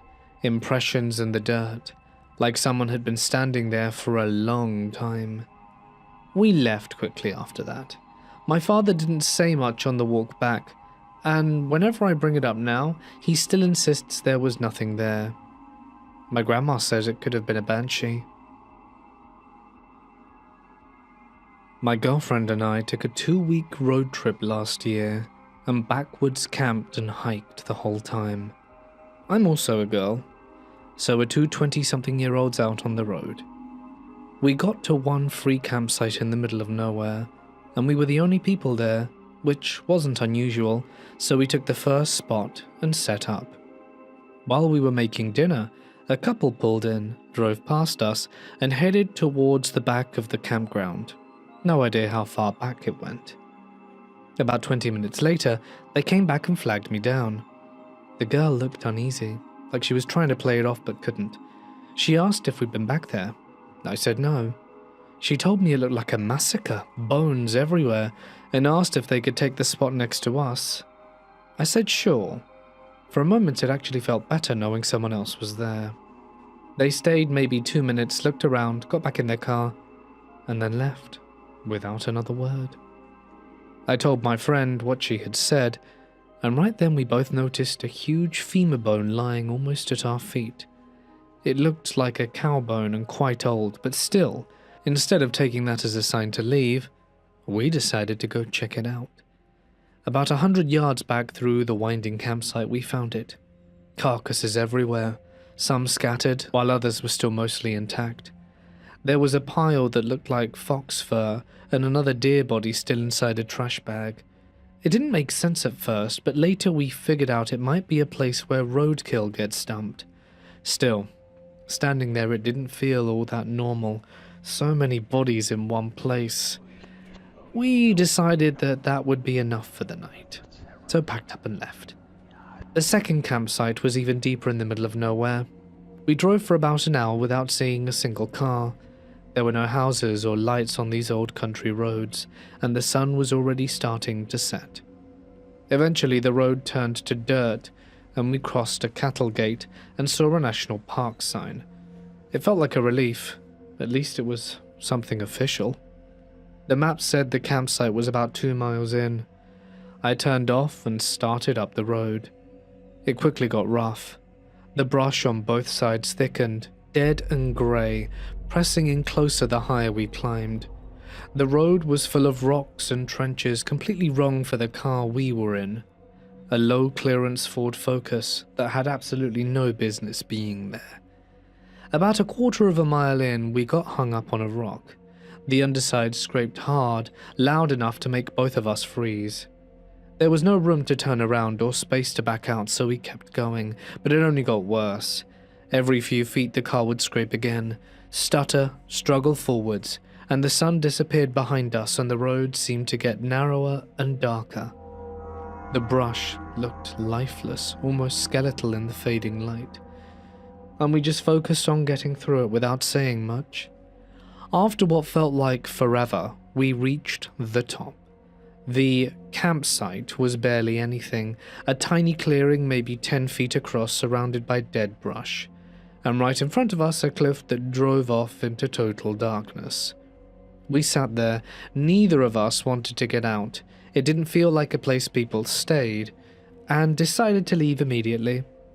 Turning our car around on that tiny patch, with the cliff inches away, took everything we had.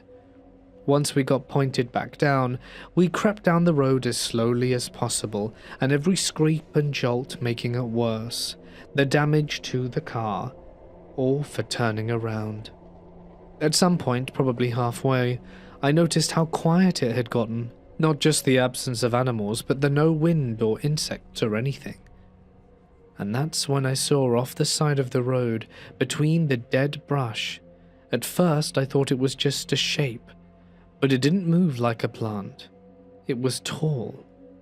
A few moments later, my friend shifted in her seat, like she had seen it too, but didn't want to confirm it. We didn't look directly at it, but as we kept going I had this growing feeling that we weren't passing it. It was keeping its pace. Every time the headlights swept across the brush, there was the suggestion of it again.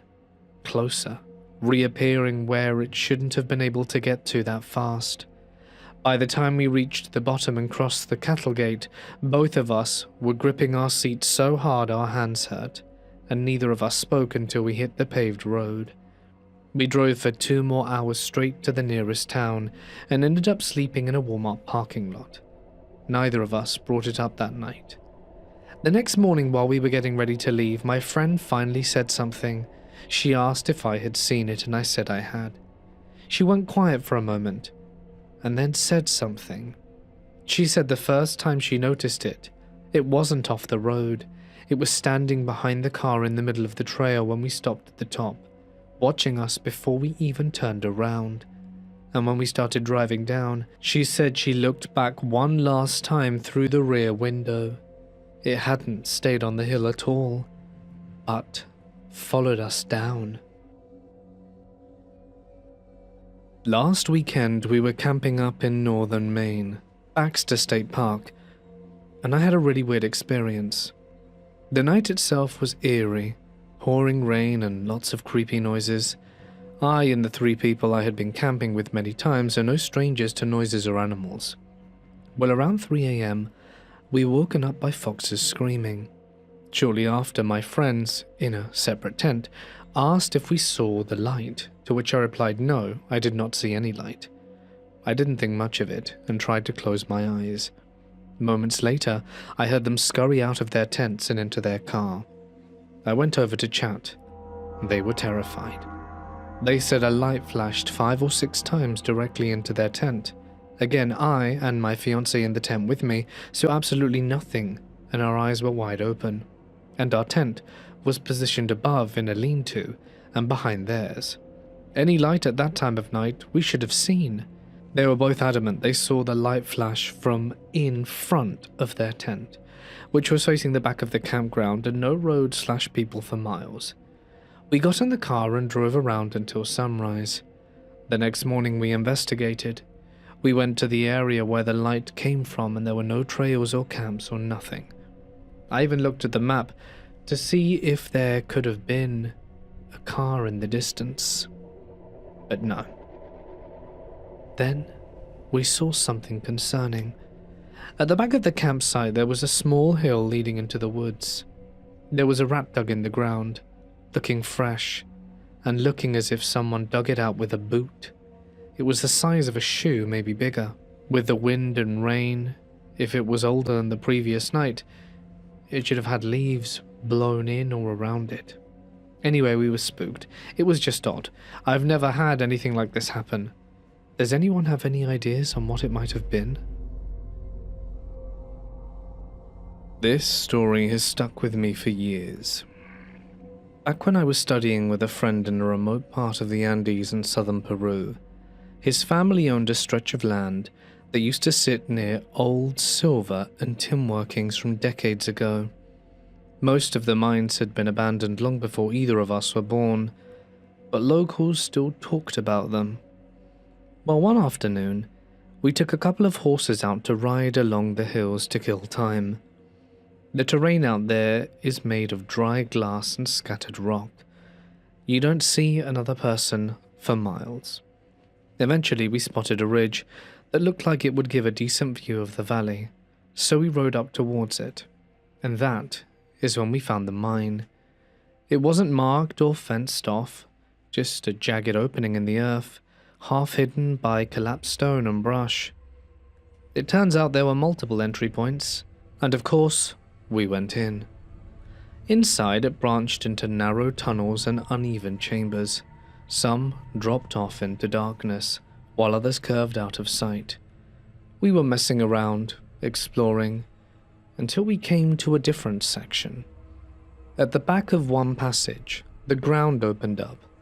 To our left was a vertical shaft that dropped at least 40 meters straight down. Even with what little light we had, we could barely make out the bottom.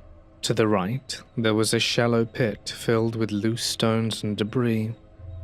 Lying, half buried in the rocks, was a crude human shape. It was an effigy made from tightly wound strips of clear plastic. It was shaped just enough to be unmistakable. Around its waist was tied a strip of blue fabric. It looked like it had been torn from a miner's uniform. Growing up here, you do hear that the Quechua people in the region have stories about offerings and about leaving things behind in places where people had suffered. I'm not saying I fully believed it, but standing there looking at it, I was feeling quite unnerved. I didn't touch the thing.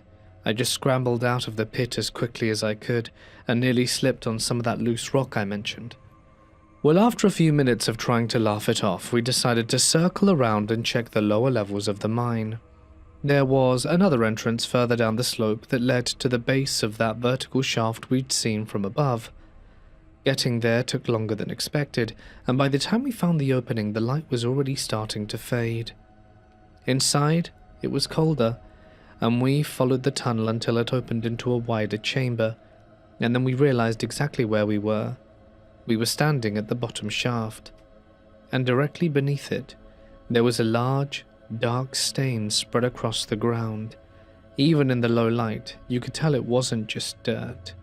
It covered a wide area, maybe 2 meters across, and soaked deep into the earth and rock. Scattered around it were scraps of blue fabric, similar to the kind around the effigy, and bones. Not a full skeleton, just fragments and shapes half buried in dust, but neither of us said anything. We had very little light, and were rather spooked by the scene, so we hightailed it out of there and never returned. We got out as fast as we could, barely speaking until we were back outside and on the horses once more. On the ride back, my friend finally confided something. He told me that some locals believed the place to be cursed, and they made offerings to transfer something onto someone else. I am confident this is the result of someone being killed and disposed of, or someone killing themselves due to their superstitious beliefs. Like, I am cursed, therefore I will/must die. Considering this area still had wildlife making its way through it, I can undoubtedly be sure that they would make quick work of cleaning up the body after the deed. But make that what you will. This happened a few years ago when my family and I traveled out into the rural areas surrounding Lviv. We were trying to find the small village where my grandfather was born. It was a place that hardly showed up on any of the old maps. While the further we drove, the emptier everything became. Paved roads turned into dirt paths, houses grew sparse, and eventually it was just open land stretching in every direction. At one point we stopped near a wide, empty field to walk around and try and get our bearings. It looked completely ordinary. Flat land, uneven ground, patches of grass and dirt. Nothing immediately stood out. We spread out a bit, wandering without thinking much of it, and that was when I tripped. I caught my foot on something and stumbled forward, annoyed, assuming it was just a root or rock sticking out the ground. But when I turned around, I saw it clearly. A rubber boot, half buried in the dirt at an awkward angle. It looked like it had been there for years. I pointed it out to the others, and at first it didn't seem like a big deal, just trash. But then I told everyone to look around. And it wasn't just one. There were shoes everywhere. A boot here, a worn sneaker there. The longer you looked at the landscape, the more you started to notice. Half buried across the entire field, scattered without any pattern, were hundreds, if not thousands of shoes. It didn't make sense. There was no house nearby, no dump site, no reason for this many shoes to be out here, let alone partially buried. That's when one of the older locals who had been helping us navigate earlier said he hadn't walked far into that field, just stood near the edge and told us not to go any further. At first we assumed it was something simple, like unstable ground, but then he explained that people from nearby areas knew about the place, and during certain periods or conflicts, prisoners and undesirables were taken there and never returned. There were no graves or markers, but he didn't go into detail about what happened there, and he didn't have to. Because once you hear that, you start noticing things you didn't before. How some shoes are positioned like they were slipped off in a hurry, how others were still paired side by side, and how certain parts of the ground looked more uneven. We didn't say much after that. No one really spoke as we walked back to the car, and even on the drive back we stayed quiet. I remember looking back one last time before we left. The field just looked like an ordinary field, and I think that's what made it worse.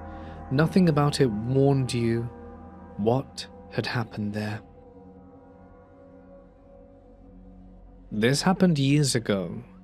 We were in a convoy of tourist vans heading back from a day tour in Palenque, making the long mountain drive towards San Cristobal de las Casas. The tour had run quite late, as they sometimes do, and by the time we left the ruins it was already getting dark. By the time we were deep in the mountains it was pitch black. There were 4 vans in total, spaced out along the winding road, each one packed with tired tourists. Most people had started off chatting or dozing, but as the road climbed higher and the jungle thickened around us, and phones lost signal as well as GPS, everyone started to feel sleepy and quiet. Even the driver seemed to rely purely on memory as the road twisted through the mountains, with no lights or signals.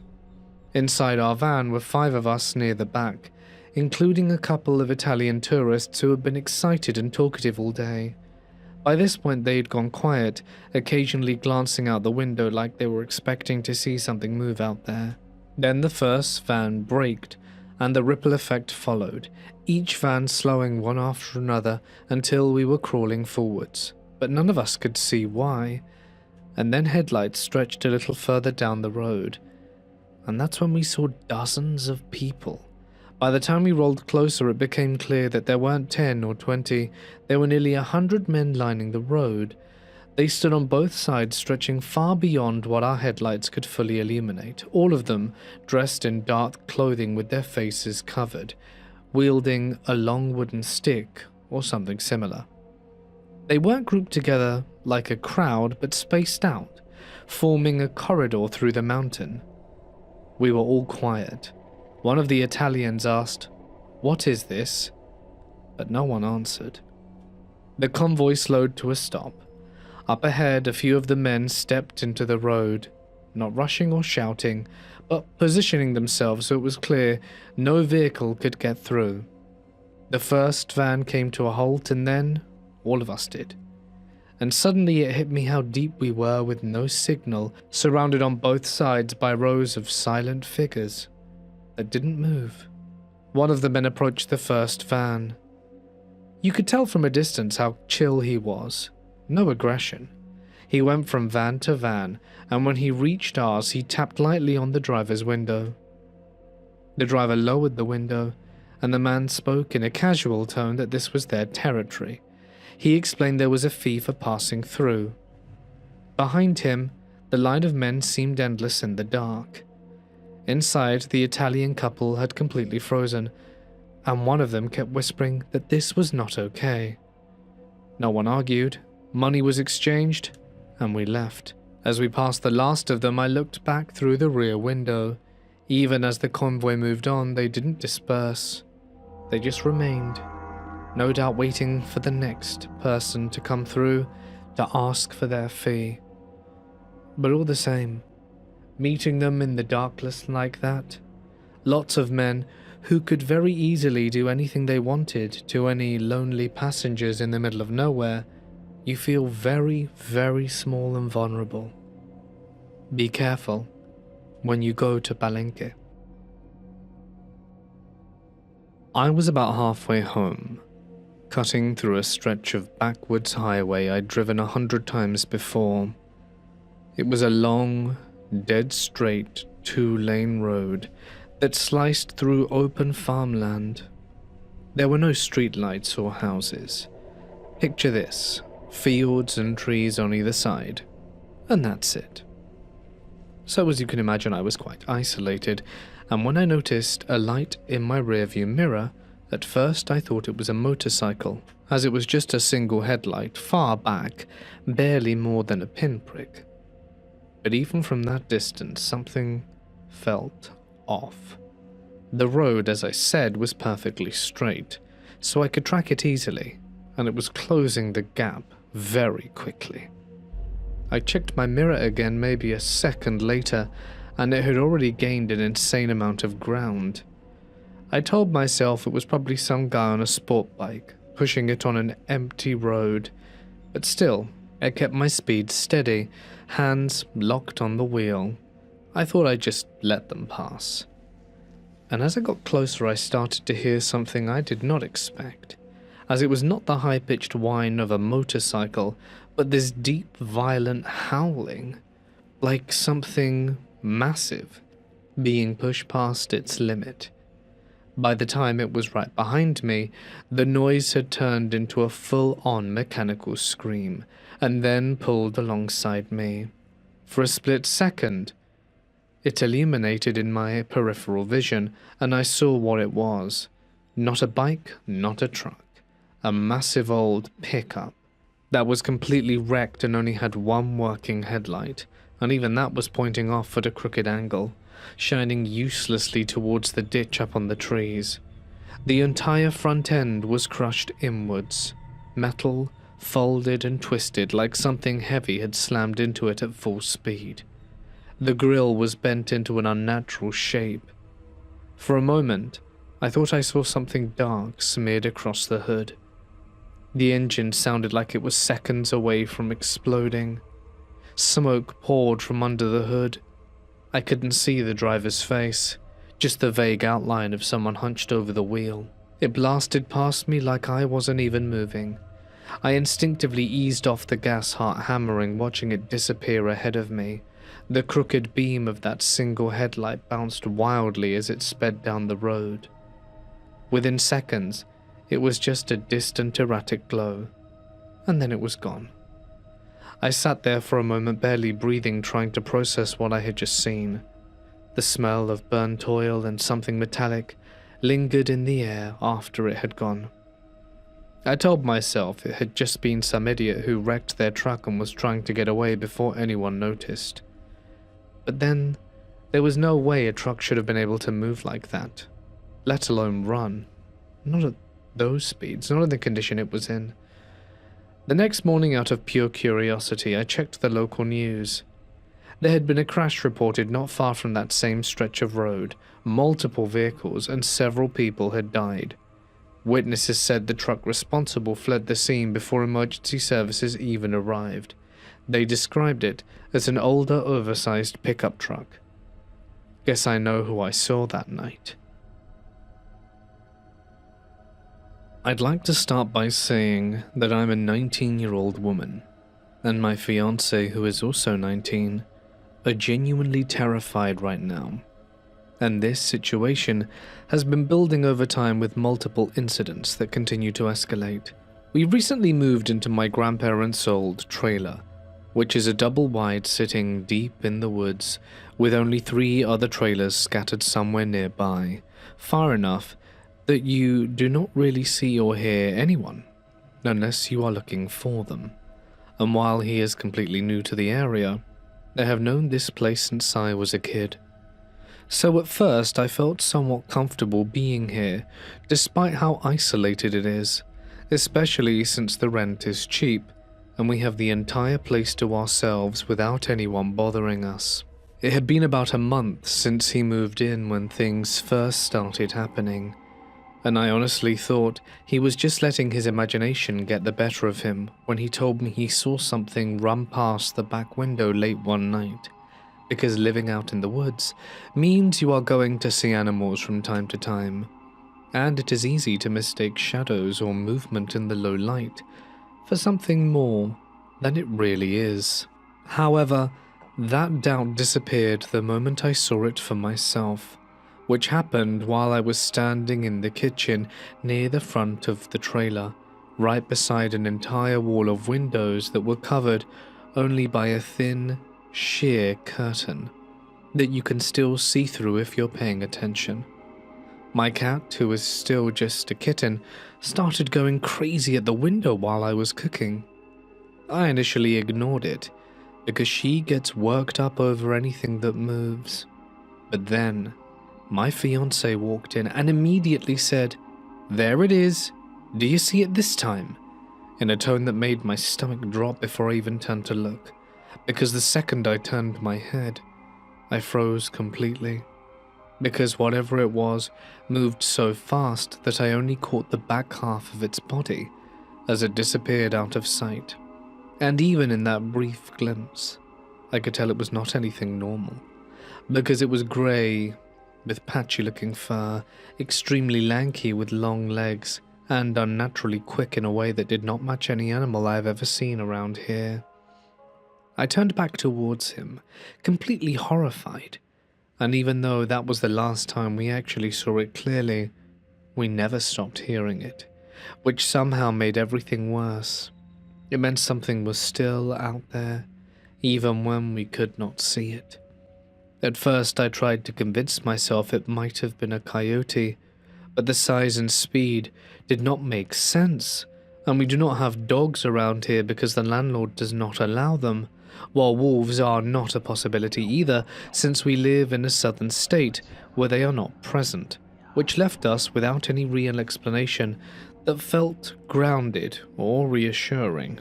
Funnily enough, the next major incident happened on Halloween night, which only made the timing feel worse.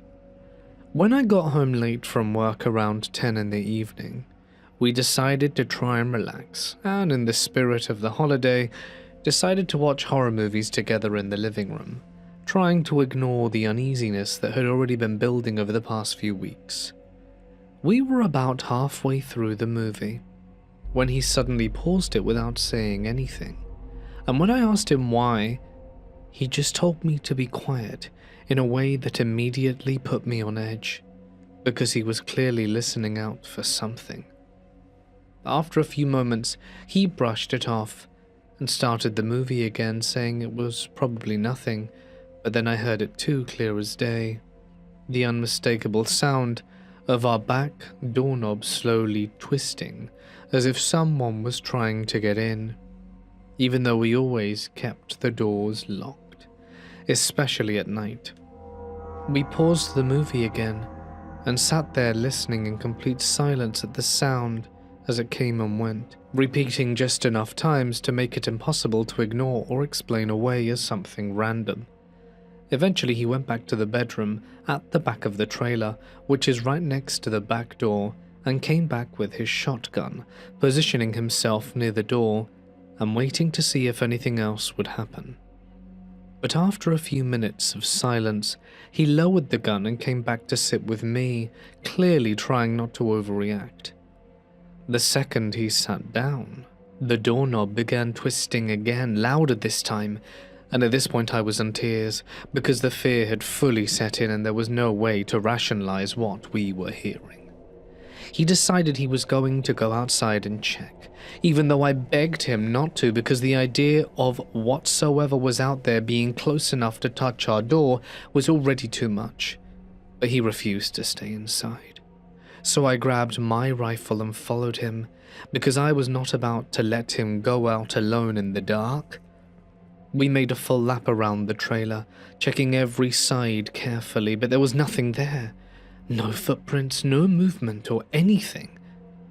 After that night, things did not stop. They only became more subtle, with tapping sounds showing up on the windows and along the walls at random times, almost like something was deliberately trying to get our attention.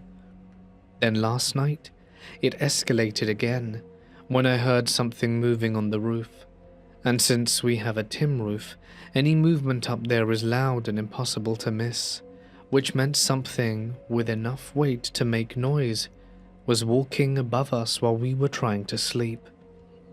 At this point we were barely sleeping at all, constantly on edge, especially once it gets dark, because every small noise feels like it could be the start of something happening again, and the stress was starting to wear us down.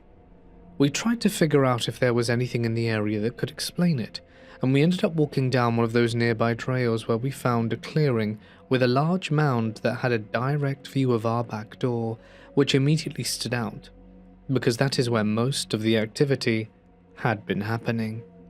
Later, I asked my little sister about it, and she told me the exact same spot was where she used to have a hideout when she was younger, which explained the mound itself, but did nothing to explain everything else that had been going on around the trailer.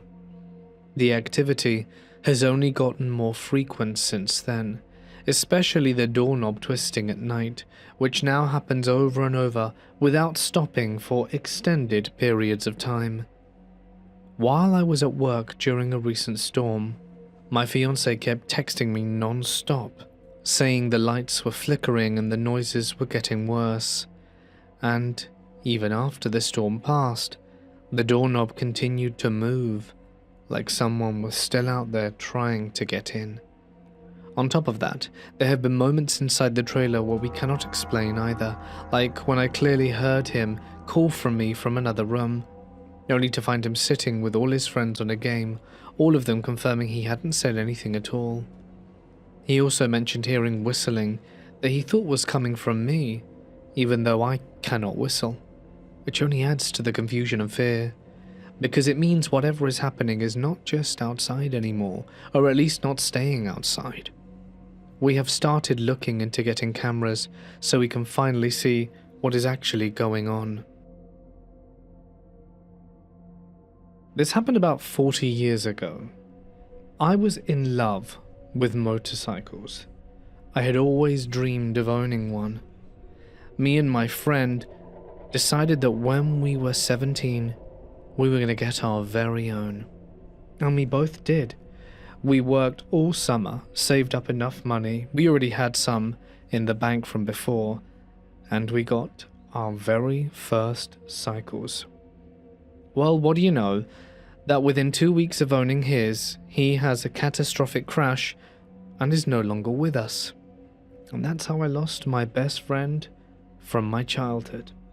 Now you'd think something like this happening to me would deter me from riding my bike, but you're forgetting that I was 17 and thought I was invincible, despite what happened to my friend. So anyway, I was driving late in the evening. It must have been around 7, just getting dark. That annoying time of day when the last vestiges of sunlight are partially illuminating the sky that is slowly being swallowed in darkness, and headlights at that time I find come on, but it can make it hard to see. So anyway, there was me, looking all cool in my bike, hair whipping behind my head, driving my bike. For context, I was in the absolute middle of nowhere. I was coming from a rather large town and heading to my home out in the boonies. My parents lived quite remote. This was one of the perks of having a bike. I now had the freedom and flexibility to go where I pleased, when I pleased. And bikes were cheap, at least. They were 40 years ago. So anyway, picture me on this country road. I was just turning in and started making my way forward when I must have twisted my head, looked at something that distracted me for just a split second. Well, around this country lane comes a car, and within about 1 second, I realize too late that there's going to be a collision. And a collision there is. The person either doesn't see me or didn't have enough time to react, but they slam into me and I get thrown off the bike onto the bonnet and land on the floor. My bike gets thrown to the ditch and I lay there crumpled on the grass on the side of the road for I don't know how long. The person never stuck around. They left me for dead or injured, and I don't know who they are, but I'll never forgive them for that. I woke up and it was pitch dark. Remember, this was in a time before cell phones were a thing, and so studying my surroundings with pain all over my head or body, I am a bit disoriented and do not know what to do. I look around, and there's one solitary streetlight illuminating a small patch of grass nearby in an orange haze. The light doesn't illuminate the ditch, so I can't see my bike very well. So with my hands I try and make my way down, slip, fall on my ass, and grab my bike. I try and pull it up, but immediately noticed that it was broken, with several parts now detached. I could no longer remember which specifically. Point being, the bike was now inoperable, and there's no way I was going to be getting home with it. I didn't really want to drag it all the way home. I still had a hell of a walk to go, and it was pitch black. I roughly knew my way, but I had no way of contacting my family to let them know this had happened to me, and I was quite sure I should probably go to the hospital, seeing as my head was feeling like it had been hit by a large stick repeatedly, and I had bruises and cuts all over my body. I get my bike and the adjoining pieces and hide them in a bush behind the road, hoping that by the time I can recover it, it hasn't been stolen. And then I start making my way, meandering through the wood. I go to where the streetlight is and look around. I know there aren't houses for a while, but I start making my way in the general direction of my home. As I'm walking, my head is feeling worse. I'm feeling faint, thinking I might have internal bleeding or something, and starting to panic in my stupidity. How could I have been so stupid to think I wanted to use a bike after my friend literally died a month ago is beyond me. The inescapable idiocy of youth, I suppose. To cut a long story short, I walked for about an hour or more, got completely lost and had no idea where I was or how to get home. It was dark, there was barely any moonlight, and I sat down on the floor and started to weep. I had never felt so pathetic and vulnerable in my life. After a few minutes of crying, I got up, and crying still, I kept on walking. And that is when I saw a light in a window. I didn't know where I was, and I didn't care whose it was. I approached that light until I came upon a small house. I went around and found the door and knocked, and thankfully, an old woman answered the door. Now, it being the countryside, I knew most of the people who lived around, but I had never seen her. She asked what was wrong, and I told her that I had just crashed my bike and that I really needed some help, or a telephone preferably. She told me she didn't have a telephone, but she could definitely see to my head cuts and bruises, and took me inside. She gave me soup, which I ate very happily. The house was very old on the inside and looked like it hadn't been updated in years, and it was still quite dark. She told me to sit on the sofa, and it was there that I passed out. When I woke up, it was morning, and I felt slightly awkward being in a stranger's home that I didn't know.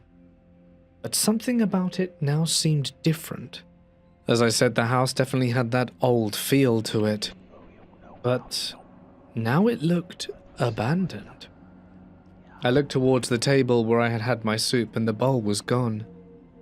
The place looked kind of creepy, like it hadn't been lived in or used in a long time. I got up off the sofa, which looked like it had been covered in dust and dirt, and feeling slightly creeped out, started to look around the place. It was a 2-bedroom shack, is the best way to describe it, or modest home, I could say. I looked around. The old lady wasn't here. There was one door, which I knew was the door to what must have been the bedroom, and knocked gently on the door. The taps echoed in the room. I waited and heard nothing, and then I said, "Excuse me," and knocked again, and was met with no reply. So, I twisted the handle and pushed the door open gingerly and looked inside. There was a bed in there, old, with faded blankets, but no one else was in there. I assumed the lady had left. I told myself I'd leave her a note, but I looked around for pen and paper, but couldn't find any of it, and I only just realized just how derelict and empty this place felt. I looked around one more time and told myself I'd try the light switch.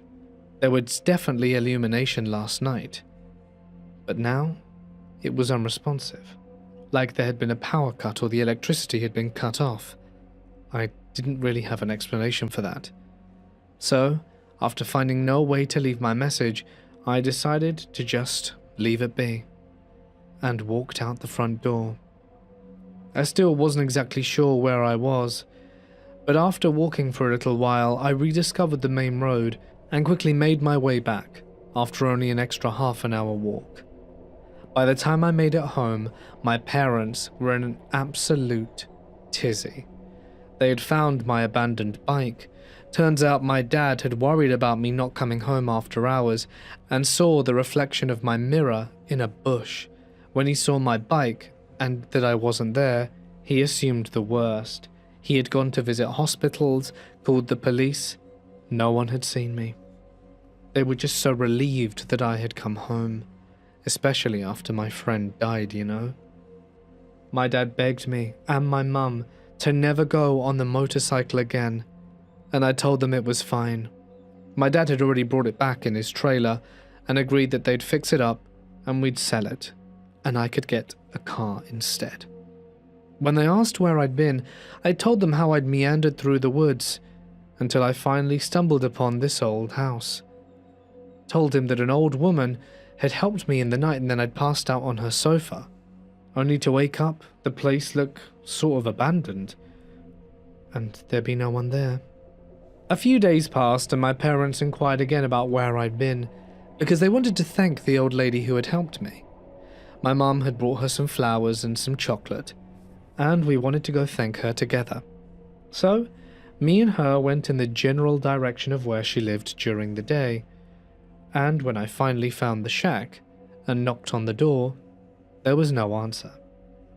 I walked in, the door wasn't locked, knocked on the door of the room, and there was still no reply.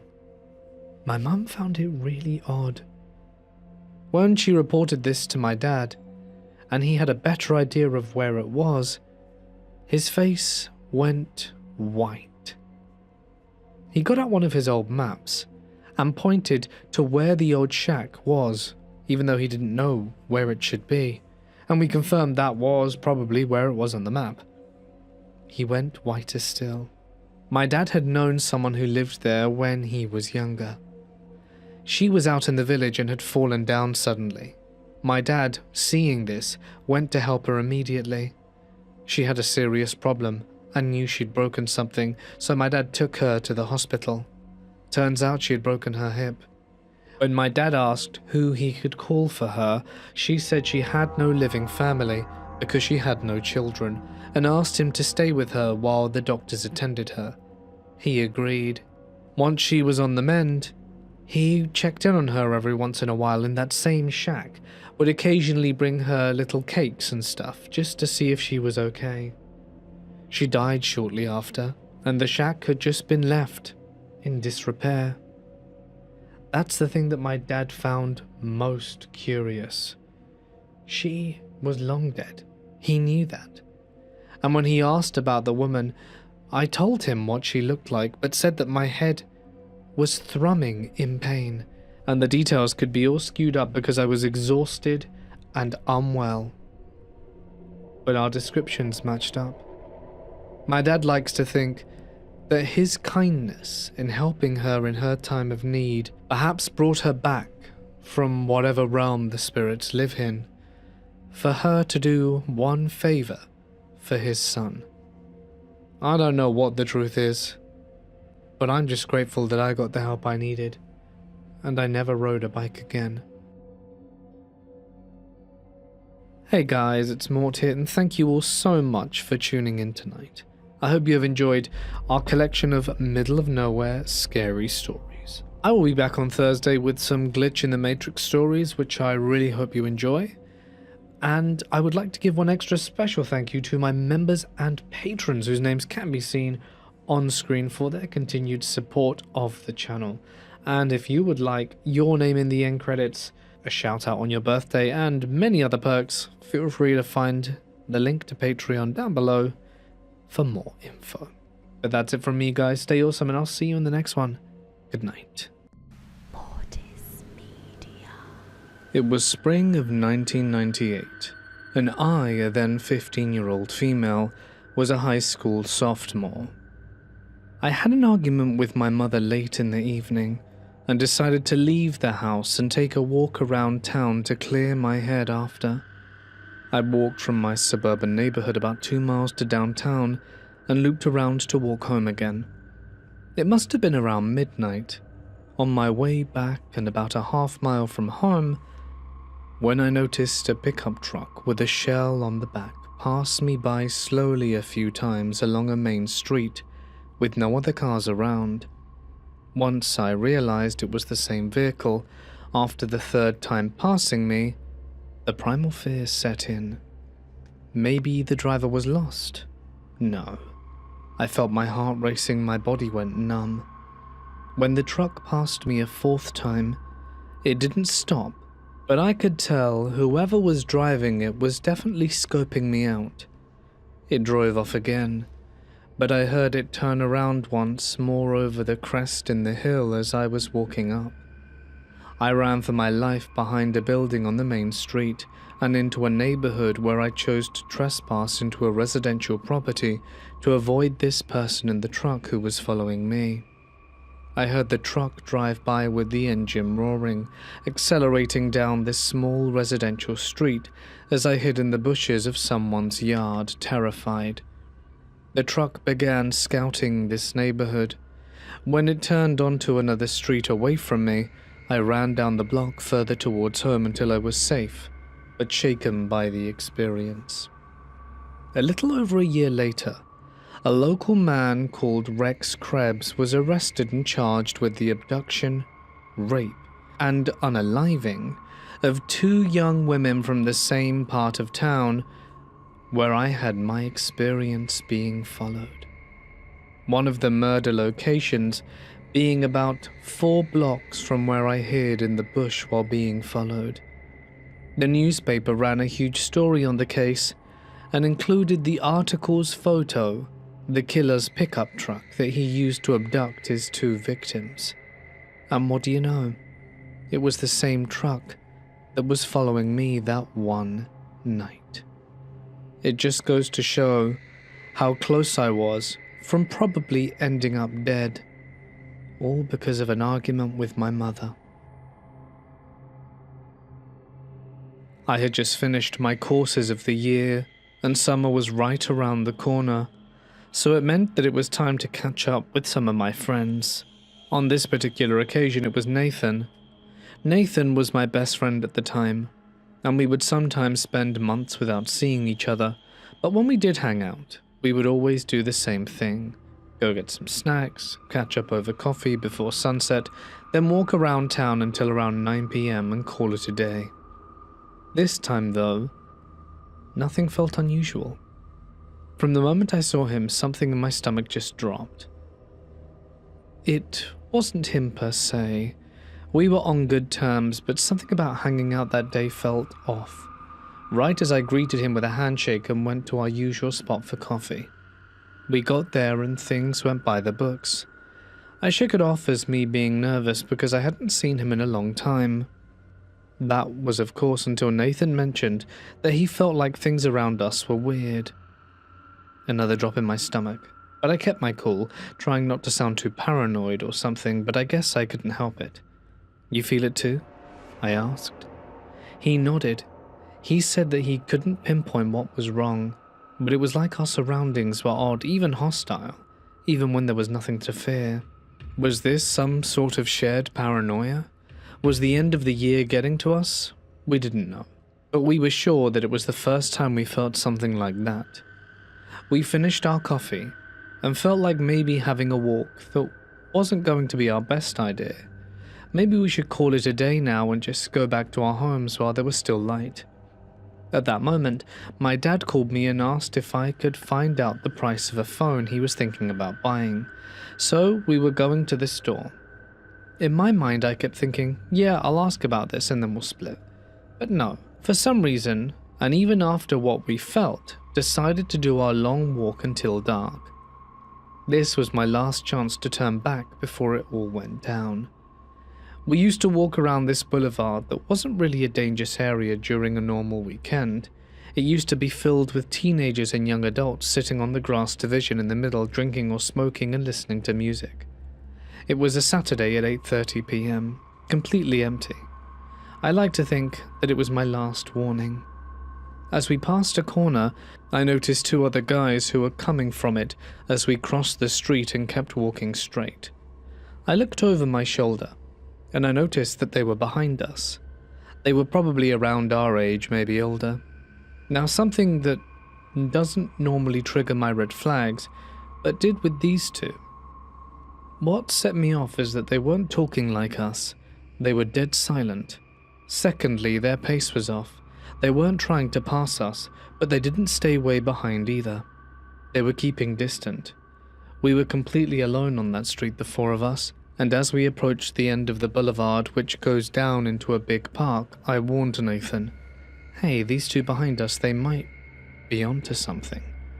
Nathan looked over his shoulder and then back at me and said, "Want to cross the street just to be sure?" I nodded, and we did so. We crossed the grass area in the middle and onto the other side and kept walking forward down the street. And that was when I saw it and when my heart, gut, and every organ in my body knew before my brain could process it. The guys on the other side upped their pace. One of them grabbed something from the fanny bag he had on his chest and went ahead of his friend. Before I could react, the guy crossed the street in front of us and said, "Boys, keep it quiet or we'll shoot you both dead," as his partner approached us too. My vision went blurry. I couldn't see their faces anymore. All I could see was that they were in front of us, threatening to end our lives, and seemingly armed. I froze. My entire life flashed before me. My parents, my girlfriend, the dog we had just rescued that I was happy to see every time I got home. What was the last thing I had said to any of them? And knowing that I would probably never see them again. In a panic, I gave one of them my phone and raised my hand, but Nathan managed to snap and ran away while I stayed frozen, with those two knobheads threatening us and telling him to come back. It wasn't until he yelled "run" that I snapped to and ran towards him. I tripped not far from where I started, and I heard from behind me, "Shoot him now!" And I thought, that's it, that's how I go. But I gathered my strength and got up. I kept running, expecting to hear a gunshot behind me and fall to my death, but it never rang. We ran all the way back. I was finally able to talk again, but all I could muster was, "Help, please," at the top of my lungs. We ran a few blocks until we stopped from exhaustion. Nathan had lost his glasses back at the boulevard and wanted to go back, because he couldn't see without them and getting a new pair was very expensive. But I refused, and told him I would stay here and wait for help or the police. But eventually he convinced me and we went back carefully, to the places where our lives changed forever. Lucky enough he found them, and those two guys were long gone. You know, I feel that everything that happened before that horrific moment was some kind of warning sign trying to stop us from going there. Hell, when the dust settled and people started showing up in the boulevard, the same kind of people I described earlier, we came across a woman who was waiting for her husband to get out of work, and upon hearing what happened, she offered us a ride to my house and we accepted. When we got there, I hugged my mum like I'd never done so in my life, and was so thankful for being able to do so. Needless to say, the 5th of November changed me forever. I know that it could have happened on any date, any hour or anywhere, but it would never be a normal day for me again. Nathan and I drifted apart, not because of this, but our friendship was never really the same afterwards, especially with me refusing to go around these areas at night, especially if we were walking. I will never ever ignore that feeling again, and if your gut tells you that something is off, trust me, it is. I had one of the most terrifying stalking experiences 12 years ago. I was an 18-year-old female at the time, and The Great Gatsby movie with Leonardo DiCaprio had been released. Being really young, inexperienced, and very naive about how to remain safe with unwanted attention, I made every mistake in the book with a guy who was 23 at the time that started stalking me. I had just graduated high school and took a job at a health food store in my downtown area. It was my first customer service job. The owner was a big hippie who was easy to work with and flexible with hours. At first, I worked different shifts, eventually taking the afternoon to closing hours. Due to how small the store was, I was alone without other co-workers, only our owner sporadically dropping in to grab items off the shelf for her personal use, then leaving after about half an hour or so. As a side note, our store was situated next to the building that had subsidized housing for those recently released from incarceration or lower income. The evening/nighttime hours were risky for young women to be out without a male escort. Every restaurant in the downtown area had staff that escorted girls to their cars, as it was common to be followed with assaults happening after dark. I was on edge during closing, but felt some reassurance as I had parked immediately outside our back exit, just a few feet from the door. But I was in the store closing out the register, cleaning and locking up every night alone. The front of the store was where the cash register was set up, but your back was to the large window that was right next to the sidewalk. The register faced the inside of the store, and it wasn't uncommon for me to feel people watching me and catch creepy guys looking at me through the window right behind where I was standing.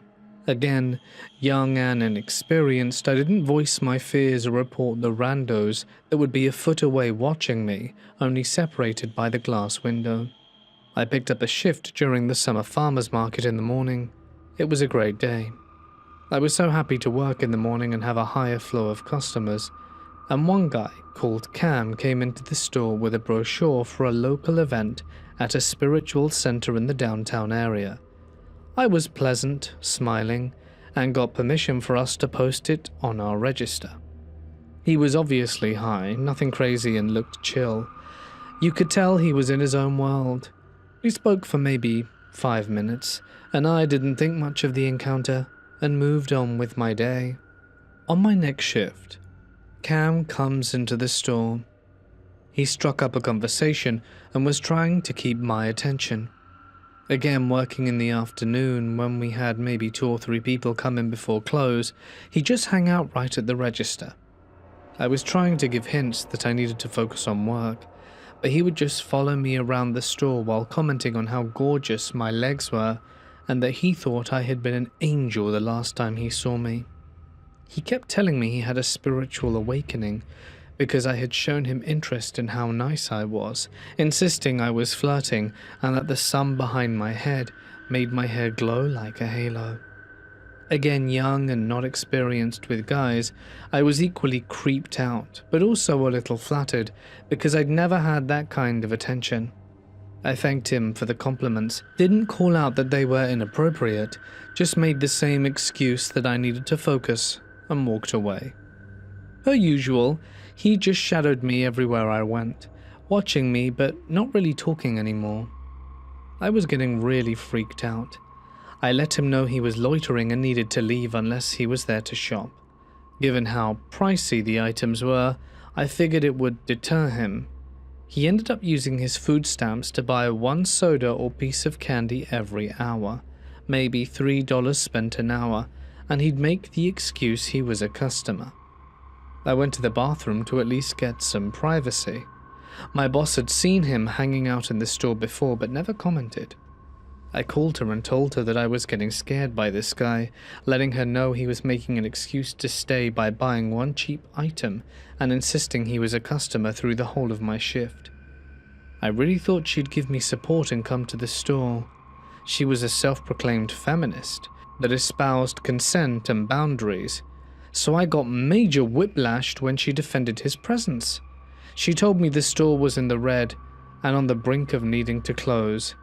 Because he was spending any money, I shouldn't try to push him out the store. I tried arguing that he wasn't generating significant income, and she just doubled down that money was money, and then insisted I was overthinking it, and Cam was just a kind soul that had found a similar soul bond with me, and that created positive energy in the store. What the hell? So, there was a roadblock there. All I could do was carry on. The idea of quitting didn't even cross my mind, being my first job. I was worried it would look bad if I left only after a few months, and it was really hard to find a local position that was flexible with school hours, and I would be starting my first semester at the local college soon. Things slowly escalated. Cam started bringing me flowers every day. He would leave long notes confessing his love and insisting we were soulmates. Then he'd randomly play the Great Gatsby soundtrack. He would go on and on telling me that he was Gatsby and I was his Daisy. We were destined to be together, and that my denial of our bond was just like Gatsby's attempt to get Daisy. We were living out the movie, but our ending would be the coming together of souls wrapped in passion. He had this crazed look in his eyes every time he brought it up. Then he started just calling me Daisy. Any time another customer would come in, he would get angry and jealous that I ignored him and walked away. He started calling himself my bodyguard and told me it was his duty to beat up anyone that looked at me wrong or made a pass at me that would be a threat to our love. Again, I want to emphasize that I was so stupid for not quitting this job or telling anyone about this. It was an understatement that I was a complete dumbass for not making police reports, documenting things, or creating boundaries, leaving my job, or telling my friends, parents, or co-workers. For a few weeks he didn't show up. I thought there would finally be a break or he lost interest.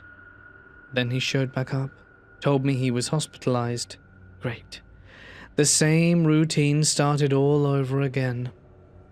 Then one day I get a text from an unknown number. It was Cam. Not only did he get my number from a co-worker who he lied to saying he had a new phone and lost my number, but he did a reverse search and found my address. He didn't have transportation and I was on the other side of town. We didn't have a bus system and it was too far to walk. As far as I know, he never came to my house, but I'm sure he did, and I just wasn't aware. I didn't block his number. Again, that was so dumb, but honestly I was so scared because he knew where I lived and was so entrenched in this idea that we were bound to be together. I thought things would escalate more. I either ignored his texts or made dumb excuses for not responding. I would be curt and he wouldn't take the hint. When I started my semester at school, it got worse again. He formed a group of friends and told me he'd introduce them. First, he wanted me to go to his apartment. When I insisted I wouldn't, he brought them to the store. I stupidly thought they were nice people, but they sided with him, saying that he was a really nice guy and that I should give him a chance. Told me he was just being melodramatic and liked playing out fantasies, but that he wasn't a bad guy. A few days later, Cam told me he was concerned for my safety with the darker evenings. He told me he'd have his friends posted outside the front and back of the store to make sure I was safe. And they did, and it was freaky as hell. Now, growing up in a household of abuse, I didn't register the damage of this situation. I was accustomed to bad things happening to me, and was still stuck in a compliant/submissive response mode. This behavioral pattern didn't make me fight the setup.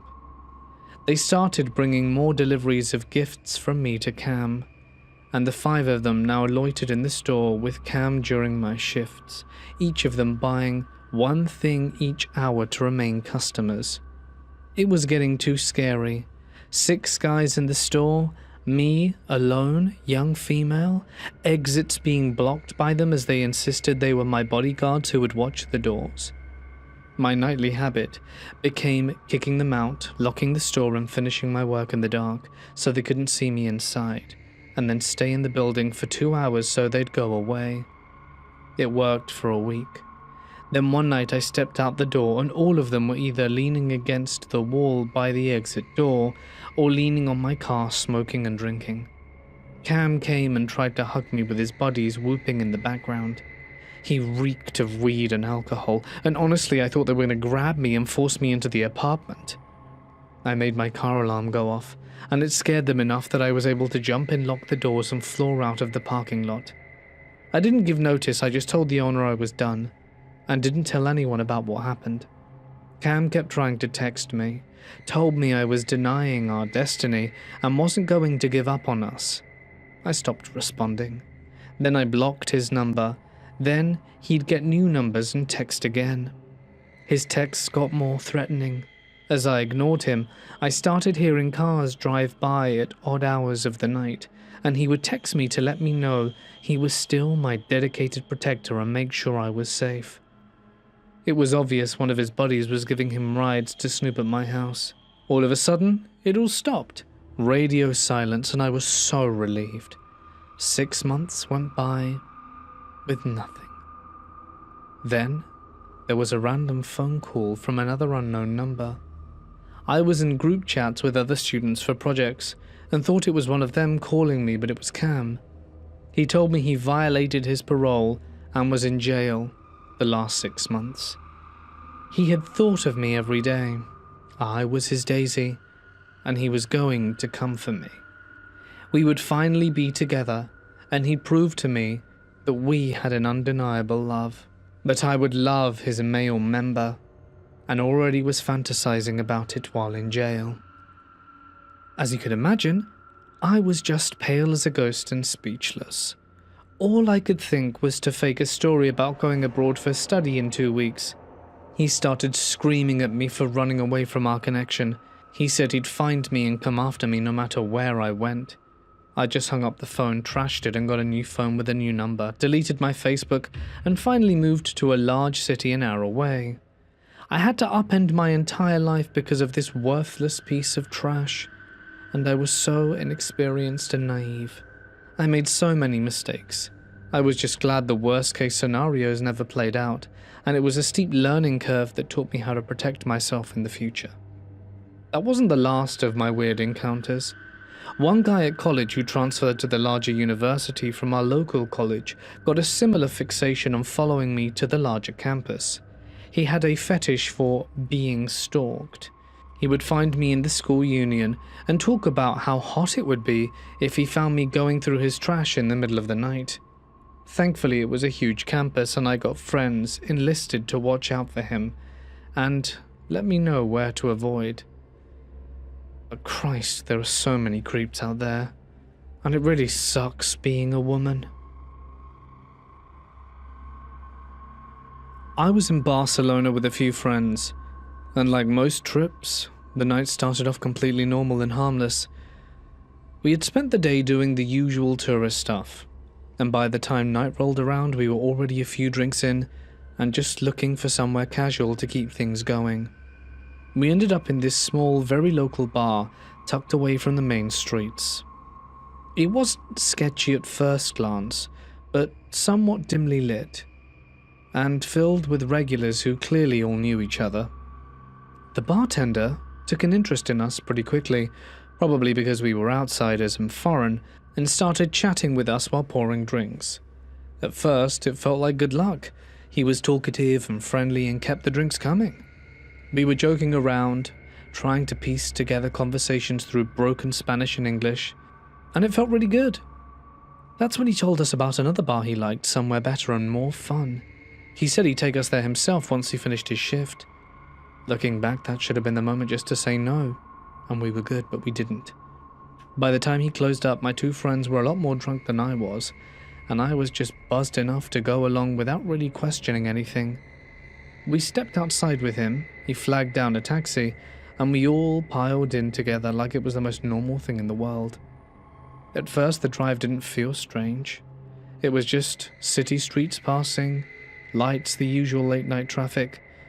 But after a while, I started to notice how long we'd been driving. The buildings started to thin out, the lighting changed. It slowly stopped feeling like we were just heading to another bar nearby. I leaned forward and asked how far this place was, but he didn't answer. He just laughed and said something to the driver in Spanish, who laughed as well. There was something about the way they laughed that didn't feel like a joke I was in on. It felt like I'd missed something important, or worse, that I wasn't supposed to understand it. I looked out the window again, and now it was undeniable. We were leaving the city. The streets were darker and more spaced out, and there were stretches where there was almost nothing around us. We stopped at a red light, and without thinking about it, I shoved the door open and physically pushed my two friends out the car, telling them to run. They stumbled, confused, not fully understanding the situation, but followed my lead. Once I got right out behind them and slammed the door, we just moved. The taxi didn't follow us and just drove off, and we were standing there in the middle of somewhere we didn't recognize with no real sense of where we were. The roads were mostly empty. And then we got lucky. Another taxi came down the road and we flagged it down. The driver stopped, rolled down his window and immediately looked confused, and we piled in and began explaining where we needed to go. We told him where we'd come from, and he looked genuinely surprised and slightly concerned and asked how we ended up there. When we told him the story, he shook his head and explained that we were further away than we should have been, especially from where we started. He was actually on his way home and done for the night, but after hearing our story, agreed to take us back into the city anyway. We never found out where that first taxi was taking us, and maybe it was nothing, But I personally think they were in on something and wanted to get 3 drunk women whisked away to somewhere to do who knows what to them, or maybe even trafficked. I'm glad I never found out what. Be careful with your drinks while abroad, ladies. For context, my best friend and I are both from London, but her family on her dad's side is from Ireland, so she goes there every summer for the entire summer. Last summer, I went to go and stay with her for 2 weeks at her grandfather's house. Her grandfather lives in rural, like proper rural Ireland. The town is at least a 40-minute drive away, and his house is the only building within the area. It backs onto a massive forest and faces onto a lake. It's really quite beautiful, but that's beside the point. My best friend's granddad, brother, aunt, and dad were going to the pub one evening. They invited us, which of course was a tempting offer, but we declined, as we were excited at the prospect of having the house to ourselves. So, we decided to have a chill evening in and basically play house. Of course, if you've been to Ireland, you know that a quick pint is anything but quick, and her family had been gone for some time at this point, which was at least a few hours. It was approaching 10 p.m. We were watching a movie in her living room when we heard a knock on the door. We reckoned maybe it was her family who'd forgotten their keys, so we went to answer. Her grandfather's front door led into the conservatory, which then led to the actual front door of the house, so we made it into the conservatory door expecting her family, but instead there was a man at the door. Slightly confused, we kind of looked at him, waiting for him to say something, during which I had to take in his appearance. There was something off about him, to say the least. He looked insane, bizarrely alert, and yet slightly scary. I can't quite explain it adequately. He said his car had broken down, and he needed to use the phone to call someone to pick him up. I looked out, but couldn't see a car at all, and said something to the effect of, "Where's your car?" He responded by explaining that it had broken down about 30 minutes down the road and had walked and walked until he finally fell upon this house. Given that, as I explained prior, my friend's granddad lived in a fairly remote area, so this was plausible. With a slight hesitation, my friend passed him her phone and said he could use it to call, and waited on the doorstep. He didn't accept the offer. Instead, he just kind of ignored it and started asking if there were any adults or parents in the house. I wanted to give him the benefit of the doubt and assumed he was asking this as maybe he felt more comfortable sharing his predicament with adults rather than 2 teenage girls. We didn't know if we should tell him if we were alone or not, because we would usually know better, but given the situation, we explained they were out but be back soon. That's when he started to look past us and into the house itself, and began insisting that we let him into the house, as he wanted to use the landline. At this point, we were more than suspicious, because if he wanted to call someone, why not just use my friend's phone? He was erratic, continuously insisting that we let him in. At that point, my friend said he could either use her mobile or leave, but beyond that, there was nothing more we could do for him. He insisted he come into the house, so we just shut the door on him and locked it, then locked the door to the actual house. Freaked out, we sat in her living room trying to peep out the window and see if he had gone. He lingered for a bit, looking into the windows to try and find another way in. But then we saw him leave, though we couldn't make out in which direction he had gone. We were scared as hell. To add fuel to the fire, my friend explained that the nearby town was pretty small, and everyone in the area pretty much knew each other. She had never seen him in his life, which scared her the most, as she was well acquainted with the entire town by now. We contemplated calling her dad, but since it had been about 30 minutes with no disruption, we just left it and continued on with our night. Later on, her dog was getting restless, and her family was still out, so he let her into the back garden. After about 5 minutes, we heard her barking, but it was too dark to see what she was barking at, so we put it down to more than likely being a goat, because that was usually the case. We called her in and went about our night. We realized her family probably wouldn't be back until the early hours, and instead of waiting for them, we decided to head for bed. I went into the kitchen, which is in the back of the house, to get some water, when I heard someone shaking the handle on the back door, trying to get in. The thing is, it's a really old house, so I didn't exactly put all my faith into the door holding up against the weight of what I suspected to be a grown man. I screamed bloody murder, and my friend ran down the stairs. At this point, he was banging on the door like his life depended on it, and I swear to God, I felt my heart fall out my butthole. My friend shouted back that she was going to call the police, which was a lie as she'd taken her phone upstairs, but she thought it could deter him. Luckily, this seemed to scare him off. He stopped banging. We heard his footsteps retreat further and further away until we could no longer hear them.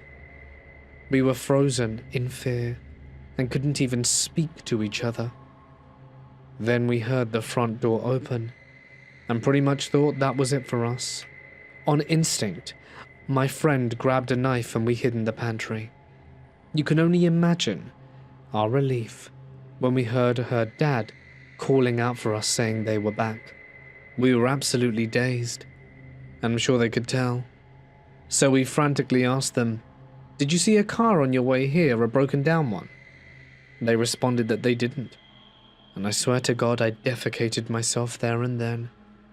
So to the strange man who tried to break into my best friend's granddad's house at night, let's never meet again. I used to work as a supervisor for a janitorial company, and a couple of times a week I'd be assigned to a middle school to clean the hallway floors in the gymnasium. They had this big floor scrubbing machine, basically a Zamboni for tile, and once I got the hang of it I could finish my route pretty fast.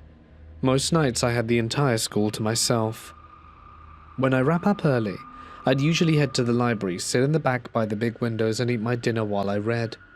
It was quiet in a way you don't really get during the day, with just the hum of the building and the echo of my footsteps. So the morning after one of my shifts there, my phone rang. It was school security asking me to come in. Their tone alone told me it wasn't routine. When I pulled into the lot, I saw a police car parked out front, and my stomach dropped. Inside, they started with basic questions. Did you notice anything unusual last night? Did you see anyone around? Stuff like that. I told them no. Honestly, I rarely noticed much at all.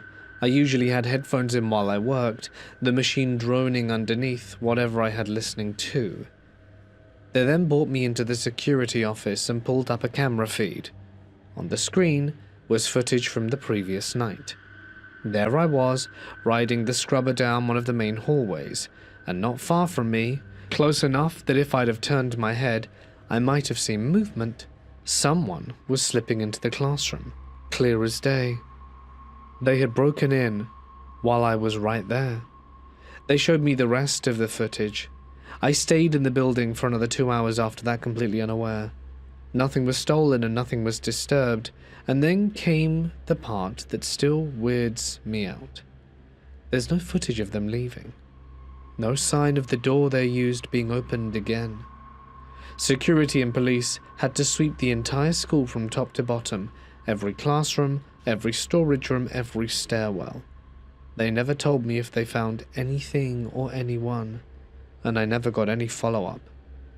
All I know is that someone was in that building with me the whole time, close enough to hear the machine whirring down the halls, and I had absolutely no idea. I'm not sure if I was in any danger, but it's an unsettling thought, because who knew what kind of intentions they had, why they were there to begin with, or what they'd have done with me if I was inconveniencing what they were planning to do.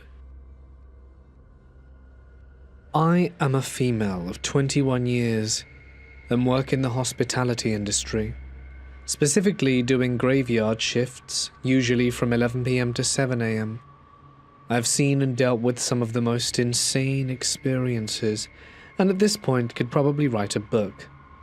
But this particular experience was one that was the most frightening. I was brought up to be caring, empathetic, and understanding. These core values mean a lot to me, and I live by them. On numerous occasions, I've been told that constantly having this mentality can lead me to being targeted by people with ill intentions, and I didn't believe that. It's nice to be nice after all.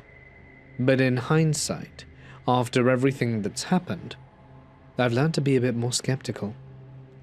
Usually on these graveyard shifts, there were 2 of us in the building at all times, and when we finish our work, we're basically free to sit down and relax for the remainder of our shift, or at least until the morning manager arrived at roughly 6 a.m. So, I did just that. Finished my tasks and sat down in the main area of the building to have a late night snack and watch some reels on my phone, as you do. My co-worker decided he would take a nap, as it was roughly 3 a.m. at this point and nobody was around. Fine by me. About 20 minutes passed when I heard a commotion near the bar area.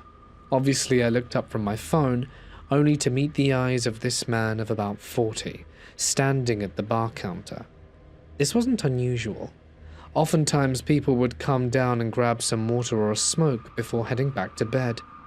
I thought nothing of it, and went back to doom scrolling on my phone. Sorry, excuse me. I let out a sigh, thinking to myself, what could this man possibly want from me at 3:30 a.m.? I stood up and asked if he was okay, and apologized for being on my phone, hoping he wouldn't complain to my manager in the morning. He responded, but I couldn't quite pick up what he was saying.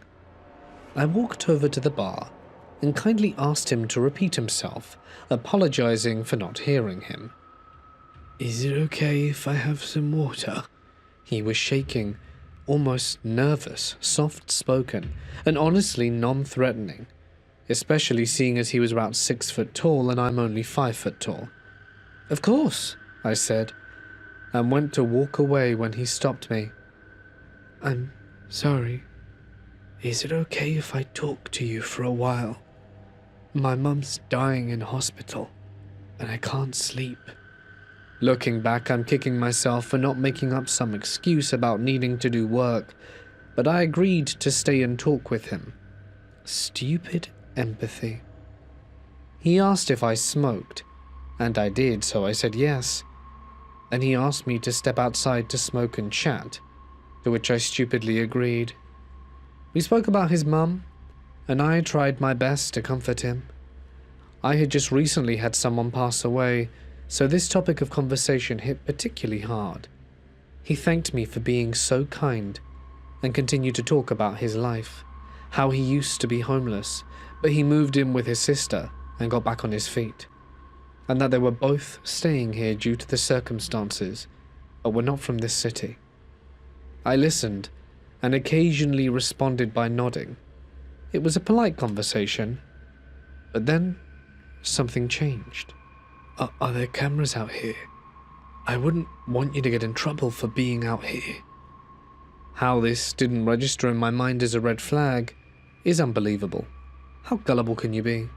Anyway, thankfully I didn't respond with yes or no. I just assured him I wouldn't be in trouble for smoking outside. And yet he seemed disappointed with my answer. I presume because he didn't get any information about where the cameras were placed. The conversation kept getting weirder and creepier. None of this I realized. I just saw a sad man needing a friend. Eventually, Some form of fight or flight activated in my brain. I told him I was cold and I was going in. Come, let me give you a hug, it'll warm you up. What the hell?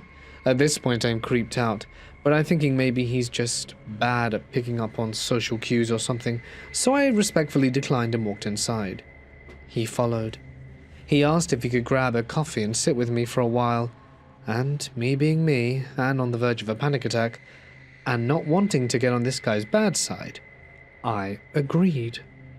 We sat there, and he continued to ask odd questions. Did I have kids? Did I want kids? If I had a boyfriend? I told him I had a fiancée, which was a lie, and he asked if I loved him. He went on to say, I mean no harm in asking these questions. You're just so beautiful. At this point, my brain was screaming at me to get out of this situation. I had to think quickly. Come and sit next to me. I won't bite. Hell no. I quickly made up the excuse that I had to get the area ready for the morning and that my manager would be showing up any minute. At the same time, my co-worker woke from his nap and passed by to get a coffee. That startled the man and he stood up before saying, Tell your mum I was asking for her, forcing a hug, and left to go to his room. Oh my God. He was pretending to be a family friend so that my co-worker wouldn't be suspicious of him. I stood there in shock, not even able to speak. My brain was still trying to process what exactly the hell just happened.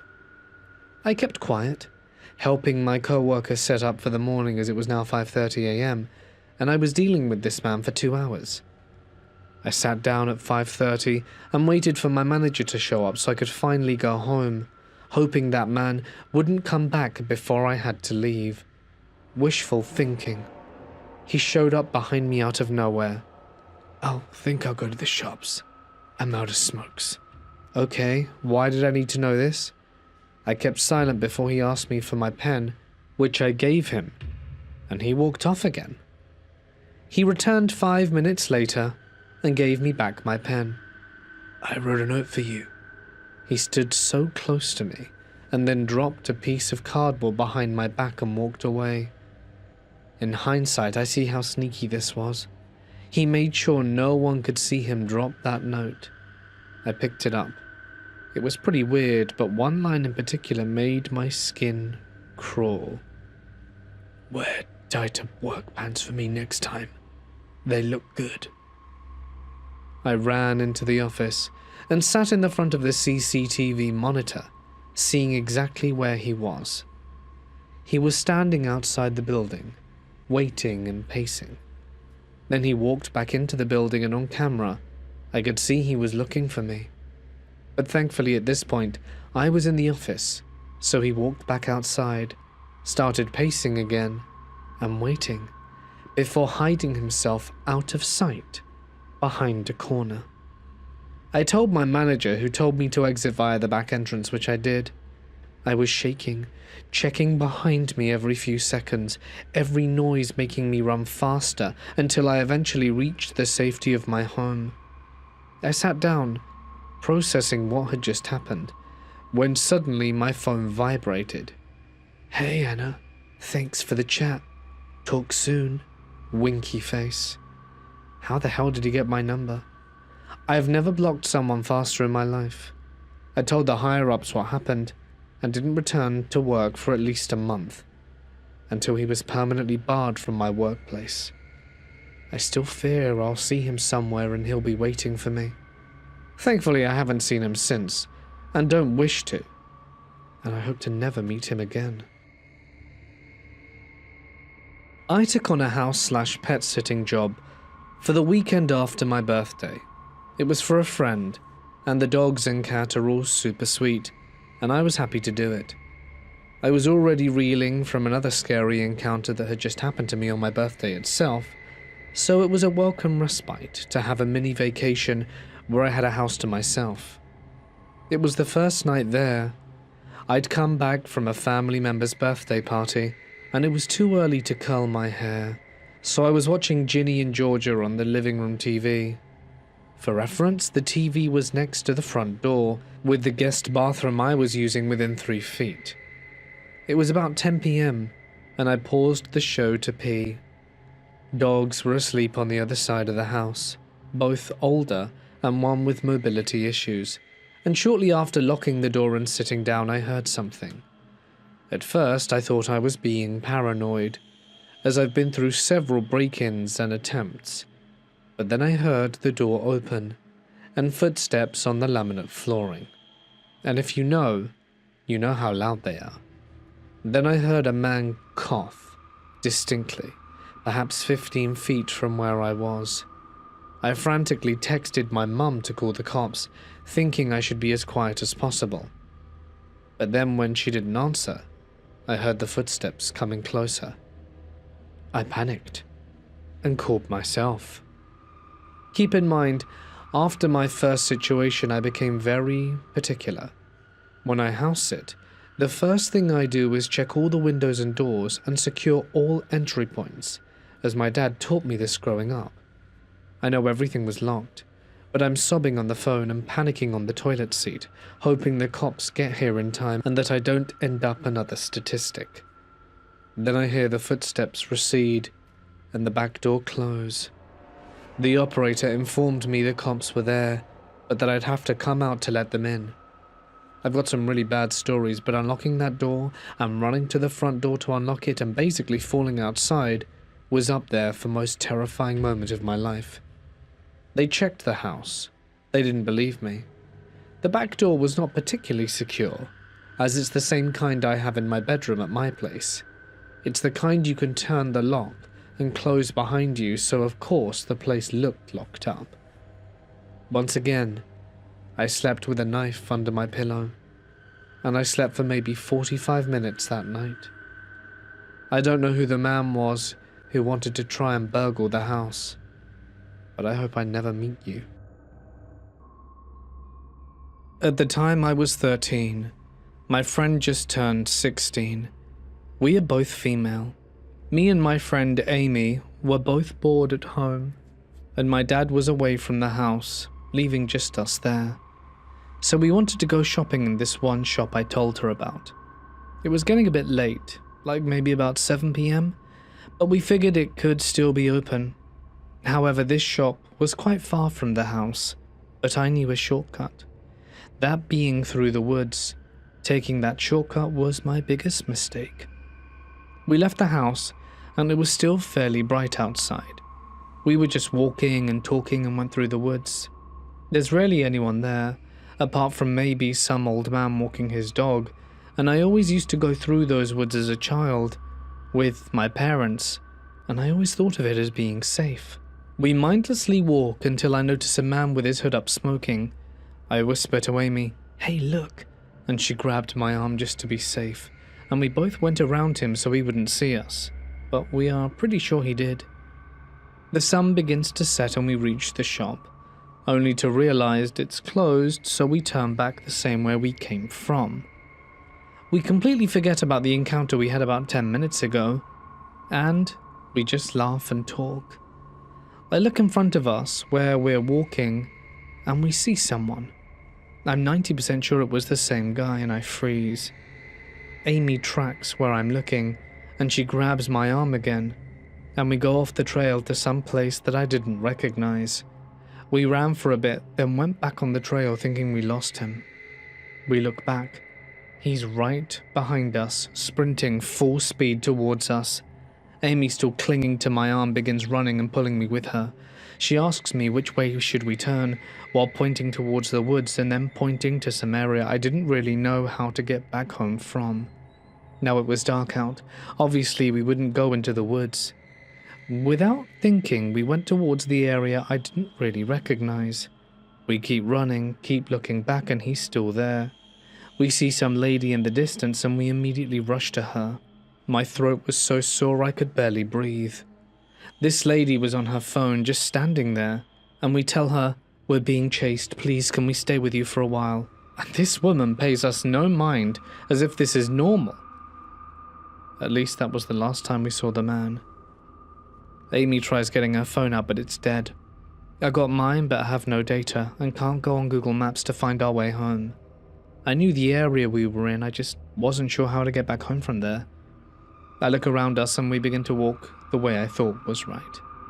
Finally, we walked until I recognized where we were, so I led the rest of the way, still paranoid that he would be behind us. We kept looking back. In order to get back home, we were forced to go the rest of the way through the woods. I thought this was a terrible idea, but at least I wasn't alone. After all, I saw her as a big sister, and don't know what would have happened if she wasn't there. We go through the woods. I pull out my phone flashlight because at this point it's pitch dark and I'm shaking, and Amy was also tense. We eventually made it back home safely, and we never told anyone this story. We weren't even supposed to leave the house, especially as it was getting dark. This experience stayed with us. Anyway, a few months after this happened, I was watching some YouTube documentary about true crime stuff. It was based in the exact same area that I got chased. Even the images used in the video were of the literal same street we got chased on. And it was about some kid that apparently murdered his whole family over a video game. Very graphic stuff. I told my mum about it and she told me, "Didn't you know that area is dangerous? It's probably the most dangerous part of town." And I was shocked. I never shared the story of what happened to Amy and I. But after that, I did. Though I don't think she took it very seriously. To this day, I still think to myself, what would have happened if we hadn't have reacted quicker? I'm glad we never got to find out, though. I'm a 21-year-old female. I usually try not to go to the laundromat at night, but with it getting dark so early, it's basically impossible. And that was the situation tonight. I got there and was alone except for one guy smoking outside and a couple of employees cleaning stuff. Usually I sit in my car while I wait, but it's super cold so that wasn't really an option. I brought along some homework and sat in one of the chairs. The chairs are arranged in groups of 2, so I put my backpack in the seat next to me.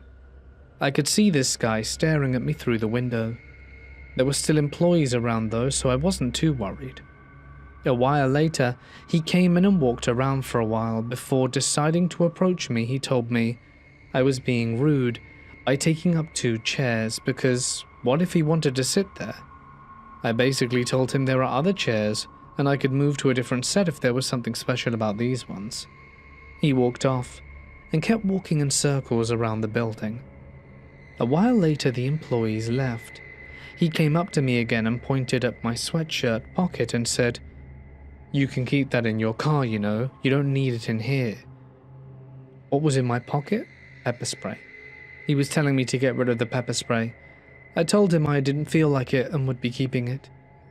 At this point, I was pretty eager to just get the hell out of there, and might have just gotten my car and pulled some laps around the block if it wasn't for the fact that the dryers don't lock, and I was paranoid about him going through my stuff. Luckily, he decided to go smoke again, and I escaped while he was gone.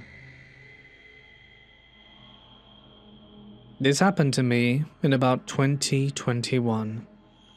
There's a small bar in a small Iowa town that I absolutely adore. All the staff knew me well, and I was a frequent regular, even if I was just there to chill. I was out late one night. The tap water is bad, so I refused to drink it. If I wasn't going to drink it, I refused to give it to my cat. There's a water fountain at the park where the water is much more drinkable, so I saved some core water bottles from when I was buying normal water from the gas station and started my walk to collect water. I had to pass the bar to get there. It was a Friday night, and the bar was bumping. I just had to go in again. There were some men who were there basically all the time. They were there that night. After the bar closed, I made my way to the park to collect the water. They had left before I did. The park was across the street and a block down to the right. The 3 of them were sitting and smoking, super drunk. They drank beer like it was water. They were sitting on some stairs on the entrance to a business directly across the street.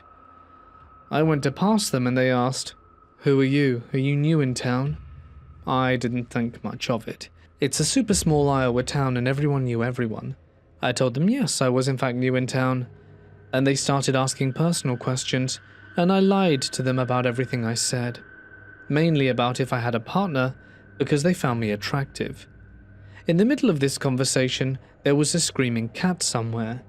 It was so loud. I ended the convo and told them I really needed to go and get home to my cat, so I went into the park to get the water. It was pushing 4 AM at this point and it was dark. The street lights were a soft, ambient, warm orange, and there's little to no light pollution. You can barely see anything. While I was getting the water, I looked across the street and saw one of the men duck down behind a parked car like they tried to go inside of it. The car never made a noise or flash to indicate someone entered. I noted this, but didn't think too much of it. They're drunk and probably being weird.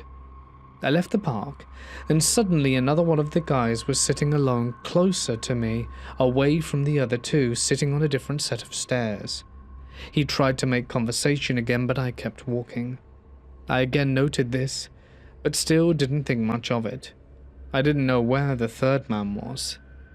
Suddenly, the night shift cop I was acquainted to pulled up to me and asked if I was screaming for help and if the men were bothering me. I wasn't putting two and two together and told him no, but the screaming was just a cat. Several people called in that someone was screaming, but the cops were everywhere. He carried on and said to call him if I needed anything. I kept walking home. I crossed the street and slipped straight into pitch black darkness once I was back into a residential area. That was when I heard someone behind me go, "Psst." I turn around and it's the same guy by the car, doing the same thing as before. There was a third guy on the other side of the street. I walked faster. Then I heard someone clicking like they were calling a dog. It was the car guy. Then I saw the other man in the middle of the road going, "Psst." They started to walk faster towards me. It finally clicked. I bolted and took a different route, hiding in the dark and waiting for a while before running home. I never saw them again after that, which is abnormal. I also asked the bartender if they ever acted like that, and she said they hadn't. I don't know why they never came back to the bar. Maybe they did, after I moved again or something. Glad I never had to find out, though. I work full-time at a public university in the US as an office manager, and I'm enrolled into grad school at the same institution. I graduated this May. I have in-person night classes 3 days a week that start right after I get off work. My apartment is on the first floor of a complex about 10 minutes away. Over the past few months, I've had numerous bizarre occurrences around my home and workplace. The first, to my knowledge, was in September, and was something my neighbor across the hall, a very sweet older woman, told me. A man was banging on my door for around an hour just after midnight. I wasn't home. My neighbor poked her head out to ask him what was going on, and he said he was a DoorDasher with no food or bags in his hand. My neighbor watched him through the peephole and told me he tried the doorknob multiple times.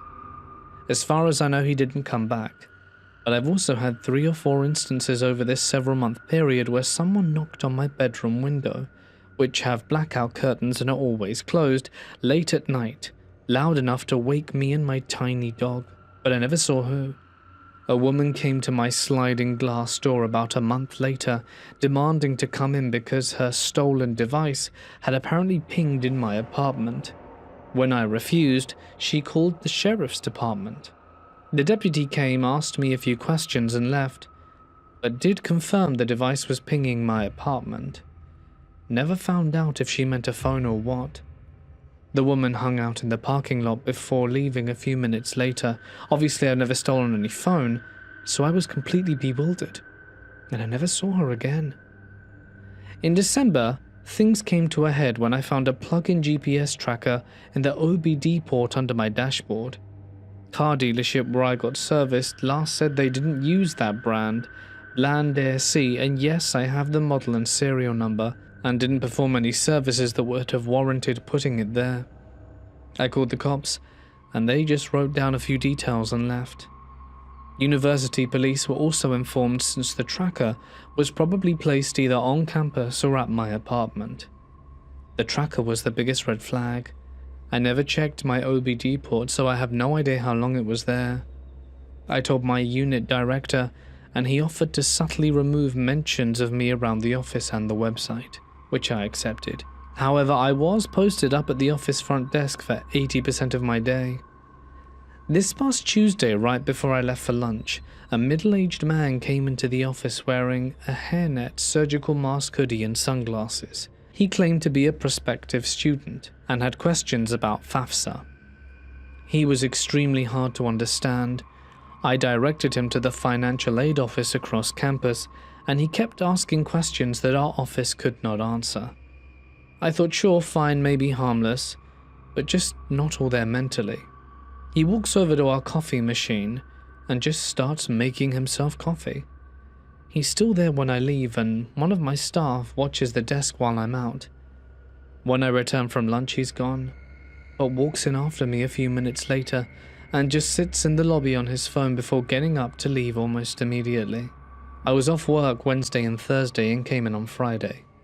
I felt like giving my mostly undergrad staff a break, so gave them permission to head home early, inadvertently leaving me alone in the office.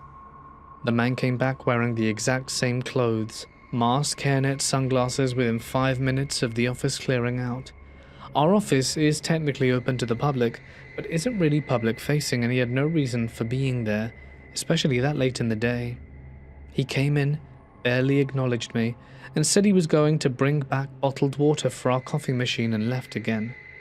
I'm very creeped out by this, so I messaged my director, and he got an IT guy from the adjacent building to come over with his laptop to keep me company. I explained the situation, and he said he'd stay with me till close. He settled in my director's office just around the corner, but it still looked like I was alone. The man returns, without water, and leans against the desk trying to start a conversation with me. An IT guy comes around the corner and stands between me and him, and he quickly changes the subject and asks about financial aid again, for the 4th time in many days, before being directed away and leaving immediately. I'm strongly considering informing campus police about this. Like I said, they already knew about the tracker. I've had problems in the past during my undergrad years in a different institution with men and women being creepy towards me, but nothing to this level, and I don't know what to do. Any advice on what I should do or change would be appreciated. Hey guys, it's Morten. Thank you so much for listening. If you enjoyed this, you will enjoy the free stories I've got over on Patreon dropping tomorrow for free, a collection of Let's Not Meet stories. So if that interests you, hopefully I'll see you over there tomorrow. And I'll be back on Sunday for some middle of nowhere scary stories. I'd like to give one big thank you to my members and patrons whose names can be seen on screen. Your support really does go a hell of a long way, so thank you. But for now, stay awesome, and I'll see you in the next one. Good night.